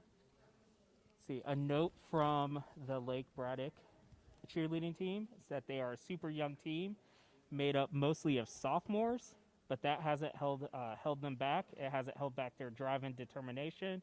We are a team growing and learning together. That is amazing to hear. Looks like they're putting 20 on the floor, which will be a first. 20 is the maximum you can put on the floor, so it should be good and loud. Competing as Alyssa Blake, Amanda Morcello, Andriana Escondare, April Paredes, Ashley Dundes, Callie Halligan, Cara De Jesus, Drew R. Galbright, Elena Maravite, Emily Bellflower, Grace Dickinson, Jolie Monticelli, Casey Hurley, Mackenzie Haley, Maddie Mae Dickinson, Natalie Bedoya, Rihanna Nagel, Tatiana Savadera, Victoria Hennes, and Zoe Park. They have one alternate, Olivia Shields. So hopefully we'll see 20 on the floor. I'm excited. Lake Braddock took second in the Patriot District.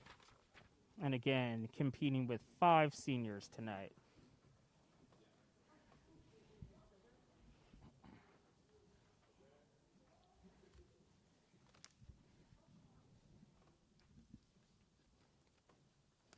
All right, and again, we have Lake Braddock coming up next, followed by Hayfield Secondary. So Hayfield Secondary is on deck for all of you Hawk fans out there.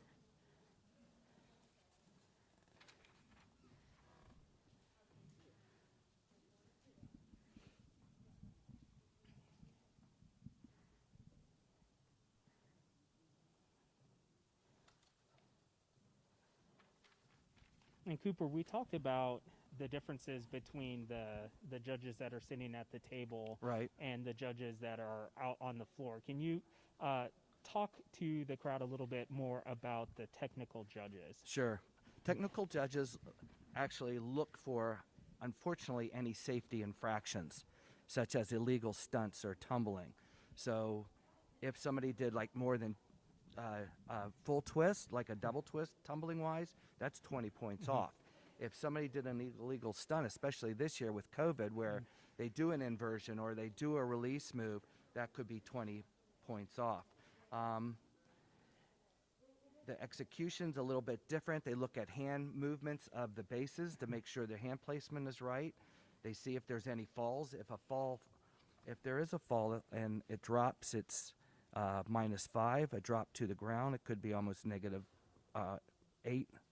Or a stunt collapse could be actually a maximum of 15. All right, so a good way of thinking about it is the judges at the table give points. The judges out on the floor take points away. And that comes off of the final score. All right, so it comes off the overall score Sure. for the team. But with that, you also have the tumbling. So non-weight bearing hand, you do a back handspring and you touch with your hand. That's two points. Knee or body fall. So if somebody does a back handspring falls or a back tuck usually falls to the rear end, that's 4 points off. Dangerous use of props. Haven't seen that yet, but there was a lot last year, and that was really put into the scoring last year. So the cheerleaders cannot throw the signs. They have to set them down. Now, unfortunately, sometimes when they set them down, some of the signs kind of move. But if it's a forced throw, they can lose a point. And then the appearances. So if their bows fall, they step on it, that could be a point.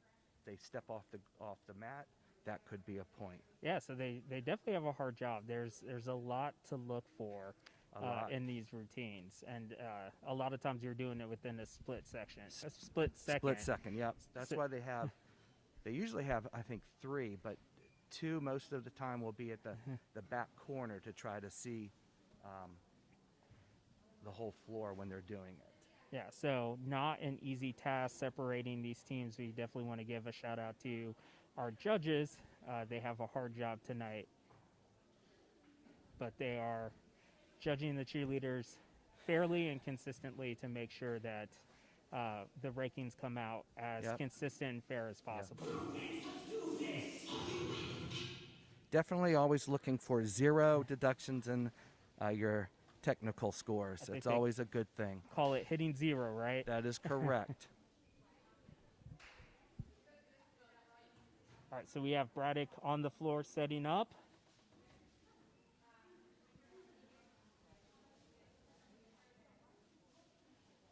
Again, making full use of props. We got palms, signs, and megaphones.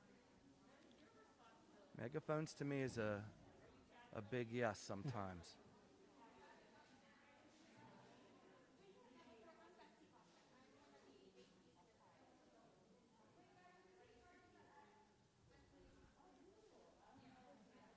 I see that the Lake Braddock DSA just walked in also at this time.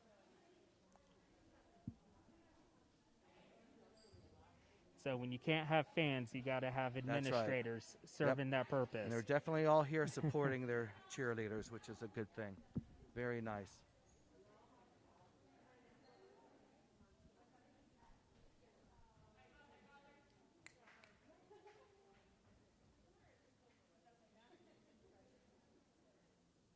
As Lake Braddock goes out to do their last-minute team traditions. And if you see some of the coaches, like these coaches, make sure everything is placed properly. That's something I always have done the last bit. Yeah, sometimes everything's got to be set perfectly. Sometimes in the haste, you can set a sign on the wrong panel. That's right, or upside down. Or upside down. Unfortunately. A little bit different about West Springfield's floor. There's no Velcro type tape. It's all one piece. Sometimes the cheerleaders set their stunts to each panel, and with this it's kind of hard. So yeah, actually I just noticed that. It is. You see that? You know, you're normally used to seeing the white connective tape down the center. Right.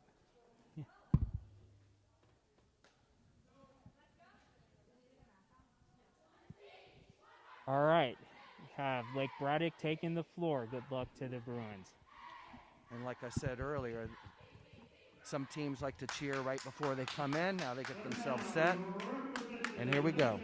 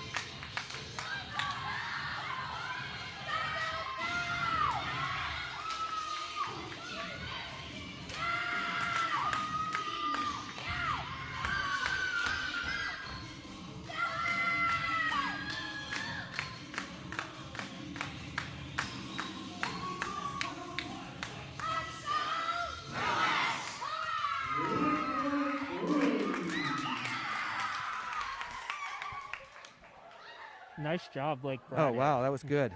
I think If you, couple things you noticed, Mark. They had 5 stunt groups, which we haven't seen. Absolutely. 5, 4, and even 3. They did a different type of standing tumbling. They did toe touch to a tuck. A handful of them did. I think one of the things that really stuck out about their performance were their jumps. They jumped a lot throughout the routine, but especially when they were right up front. Correct. They were nice, level, very clean, and on-time jumps. Correct. So definitely appreciated that in their performance. I think that's what you call trying to max the rubric Yeah, the whole absolutely. way. And in the top, too. I'm not a judge, but they look like they hit almost all high level on the rubric. Definitely looked like they touched the rubric, Yeah. which is what you want to do. Very solid performance by the Braddock Bruins. Yeah, very good.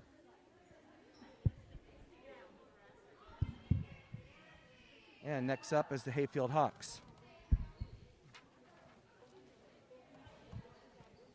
Hayfield out of the Gunston district, coached by Teresa Heyman, who has 15 years of experience, assisted by Daniel Drickey, Courtney Edmonds, and Amanda Hall.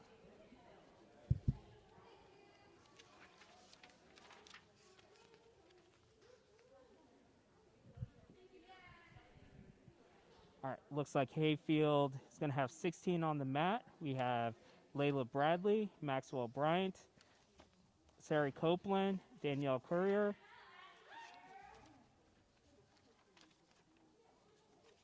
Katie Hearns, Maya Holbrook, Virginia Keys, Adrians Margari, Kristen Montgomery, Sierra Munns, Olivia O'Hara, Paige Riggleman, Anise Salgado, Carmen Sierra, and Ansley Torrance.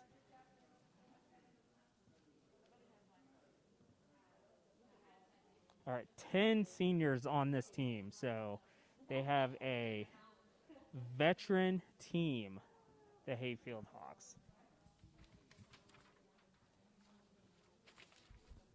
Hayfield was first in the National District. All right, we also want to recognize Emma Pickle and Camera Simmons, 2 Hayfield cheerleaders.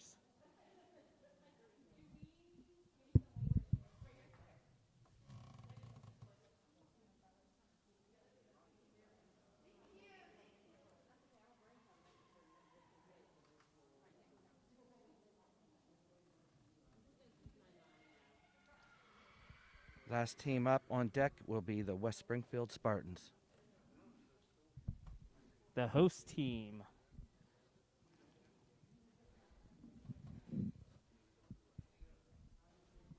I think it's one of the first times they've hosted regionals. Well, they've done a fantastic job today under difficult circumstances. Both Nancy Melnick and I think Andy Muir are co-hosting with it being here at West Springfield.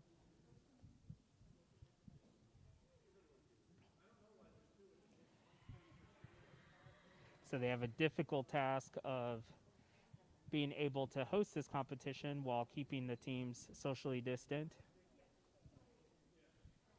And I know from our point of view, it's been pretty good. What would you say, Mark? Absolutely. Yeah. I can see Hayfield just outside of the door, right. So they'll come in just a moment to set up all of their props. Yep. Looks like the teams come in one way, they exit another to the main gym, and then they collect their stuff and move on. I'm sure they're going to be in different rooms when they start announcing the final scores. We will have the all-region first and second team announced tonight, so we will have those up for you later. Always a highlight of the competition. Individual recognition for the hard work of the cheerleaders.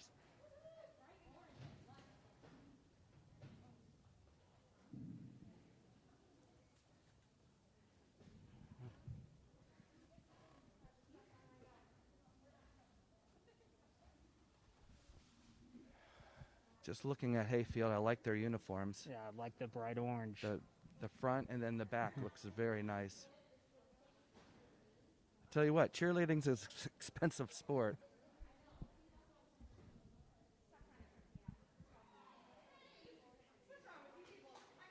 I'd like to look back at the evolution of the cheerleading uniform over the years.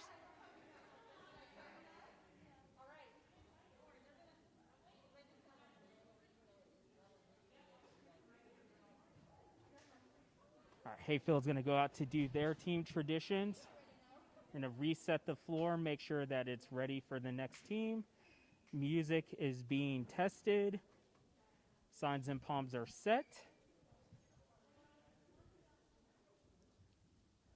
If you notice, the judges and the DSA, they're just making sure all the mats are firmly sealed. They're picking up any kind of bobby pins or whatnots that have fallen on the ground, just to give everybody a fair opportunity to tumble without slipping or jump, so forth.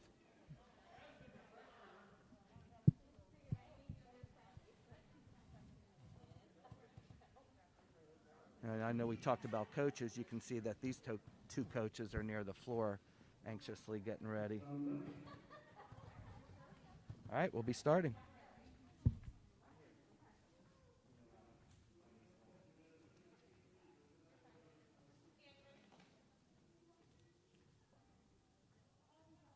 And now, representing the Johnston District, the Hayfield Hawks.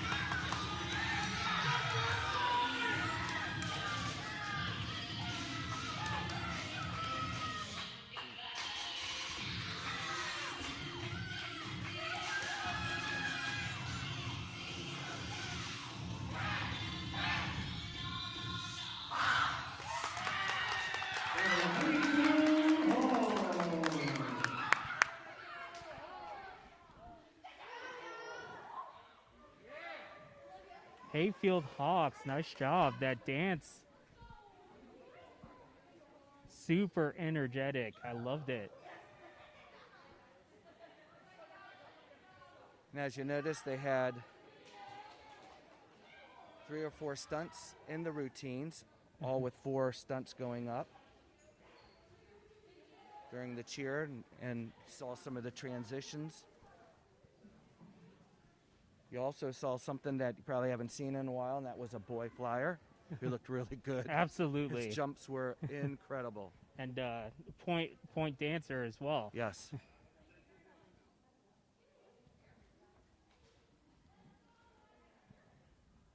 Again, this is a co-ed sport, so it's nice to see some of the young men coming out and cheering. Absolutely.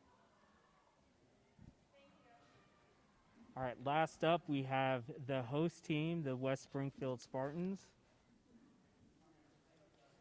They are first in their district,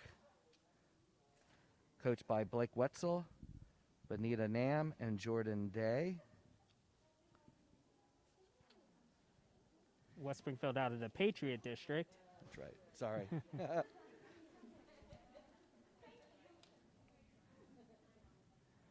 Looks like they're going to have 17 on the floor. He's listed the seniors first. There are 5 of them. You have Julia Sarabay, Brandon Tran, Samantha Kemp, Madison Parker, and Sarah Rains as your seniors. Then they go down the line. Tony Alvarez, Rachel Kirby, Calla Tumberland, Jerry J.J. Dallas, Kaylee Nguyen, Ariana Hill, Madeline Orchard, McKenna Davies, Angel Mulo, Lauren Mowry, Nora Hennessy, Tristan Benetitnik. Also, you have Elena Marianopoulos, Skylar Earl, and Elena Remsnyder.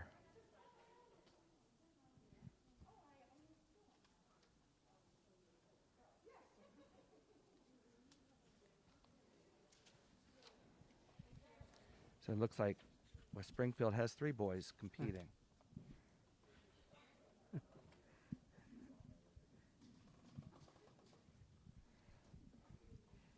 So as Hayfield wait for their scores.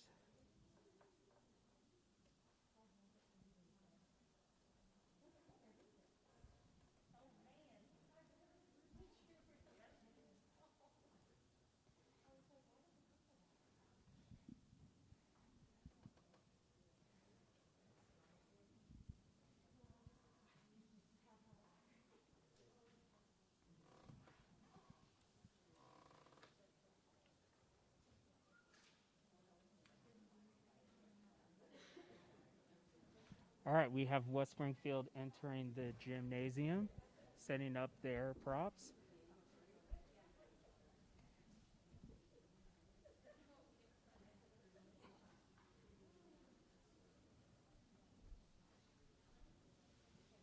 And again, West Springfield is our last team to perform. After West Springfield performs, the judges will tabulate all of the scores. We'll hear the first and second team all region, and then we will announce placements. And again, the top 6 teams from tonight will advance to finals. And that's on Wednesday around 7-ish, correct? I do believe so. So again, good luck to all the teams tonight as they wait for their scores, break down their performances, and analyze how they did.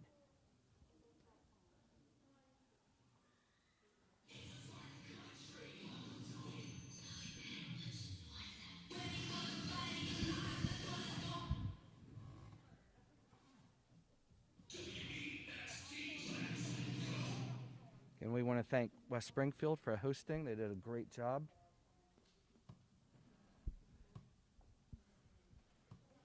What I like is the in-betweens. It hasn't been super long waiting. Judging has moved really quick. Yeah, absolutely. I think that can sometimes kind of drag a competition on We realize there does need to be some downtime in between, especially in light of COVID protocols, but the competition has moved pretty steadily throughout. So. Right.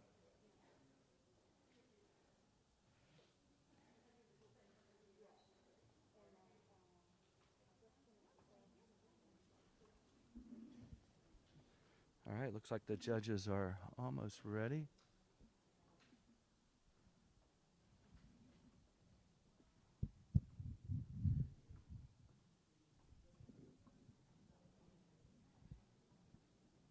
We have West Springfield with a friend over there, I see.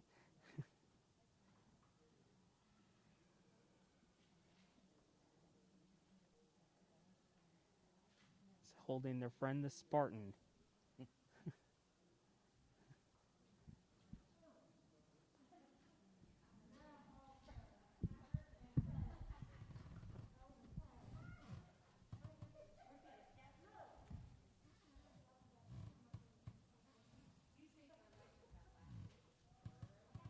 Now, it could be like past where Wednesday's set of judges might be different, so they might have a whole new panel watching the performances of the teams. And again, it's important to point out that the scores for tonight will not have any impact on the placement for Wednesday, but it will have an effect on the order in which they perform.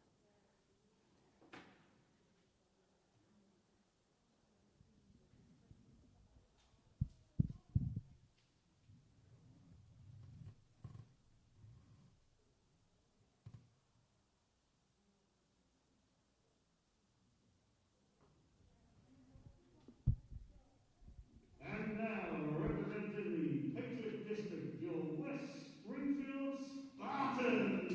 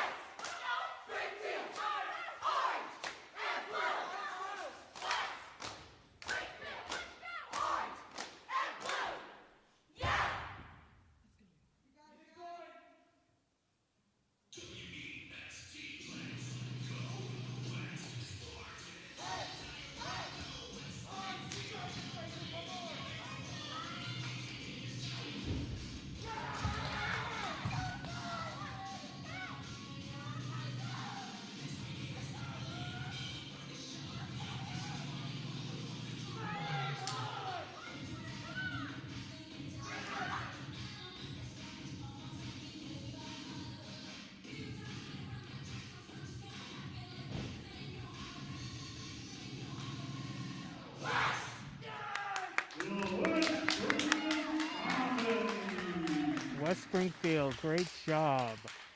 That concludes this evening's contest.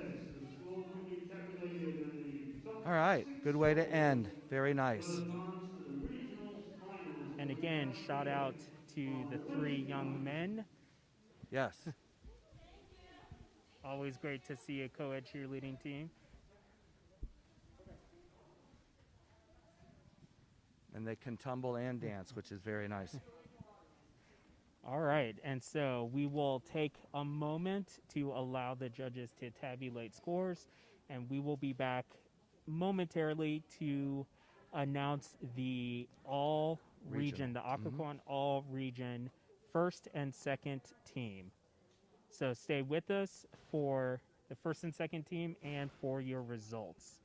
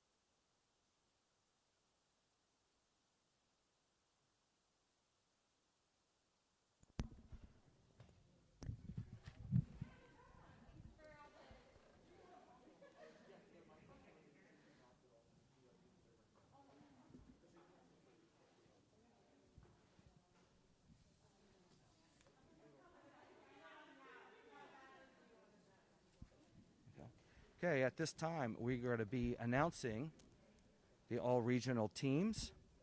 Do you want to start with the second team first or the first team first? Let's What do go you with think? second team. That All right. sounds good. Why don't you go ahead and go? All right, so the all-region team is made up of the top cheerleaders from the entire region. These are selected by the coaches, and they come together to select these individuals. So a very special recognition for the second team.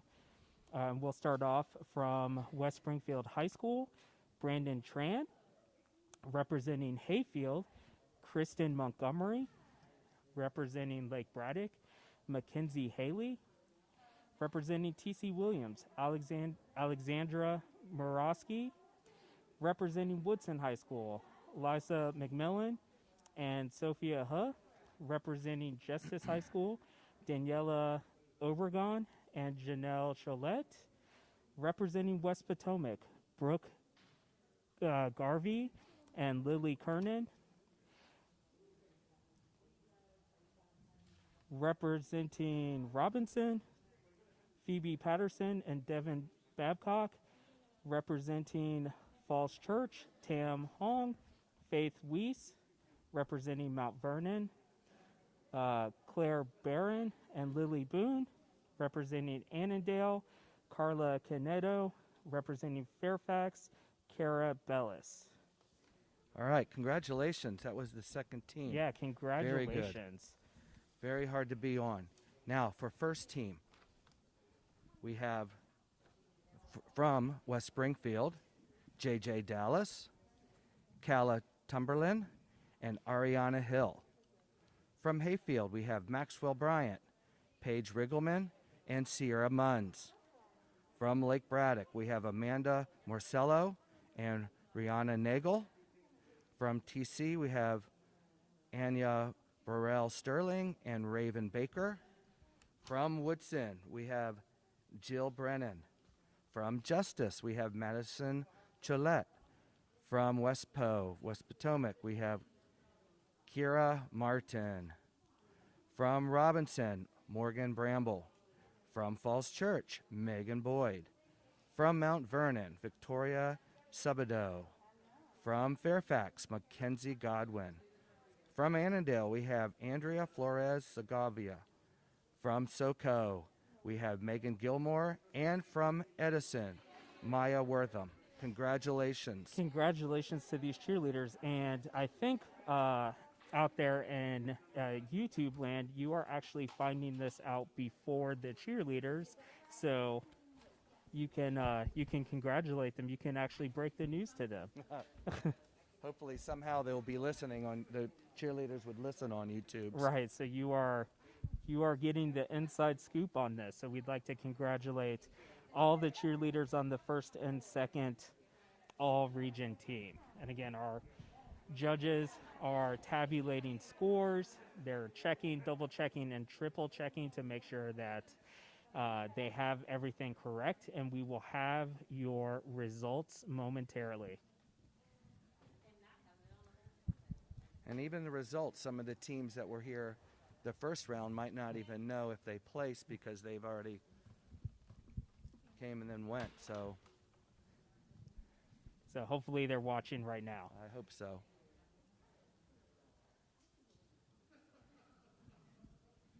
Again, what were your impressions for tonight? What are final thoughts? I really like to see that I saw all 13 teams able to compete. Considering the COVID, all of them look great. You can tell they worked very hard.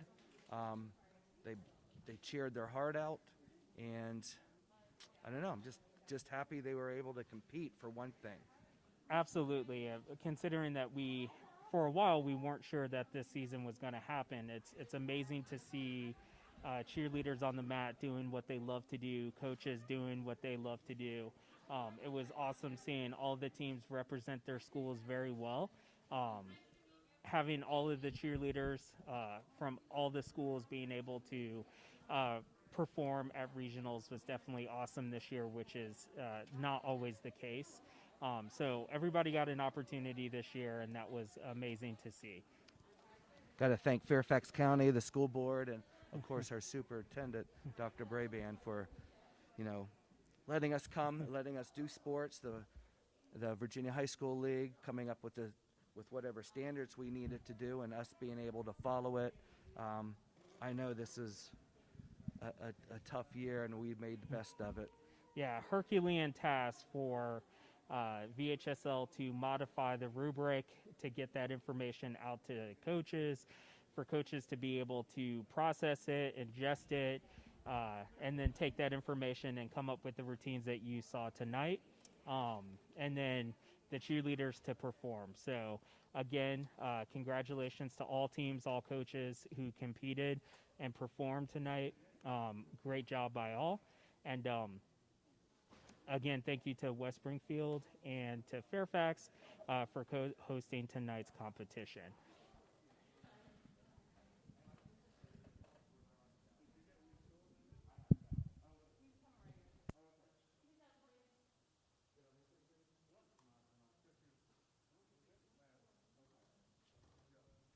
It's kind of neat being on this side with you, Mark, instead of on the cheer mat going crazy also.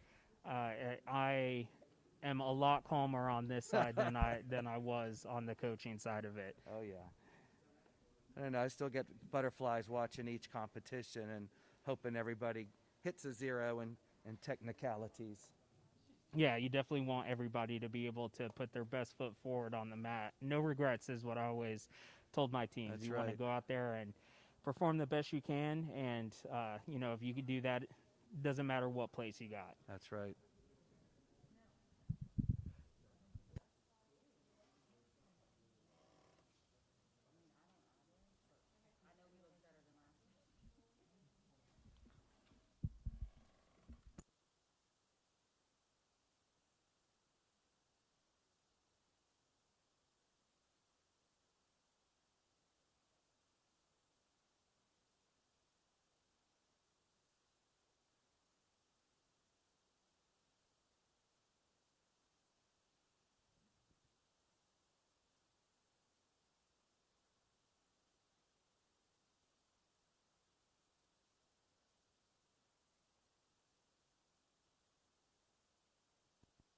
And again, if you're watching, don't leave us yet. Stay tuned. We will have your results shortly.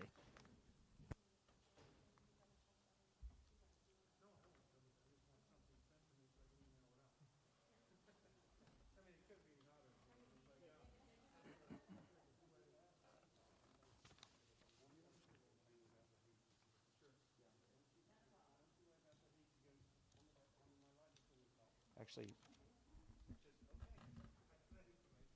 it says top 6 teams advance to the regional finals on March 24th at 6 p.m. So hopefully the coaches will get the total information to you. All right. And at this time, we're fighting over who gets to announce, but no, we can do it together. All right, should we announce all 14 actually? Okay. All right, coming in 14th with a score of 158.5. That's 158.5. Annandale High School. All right. In 13th place with a score of 195, Edison.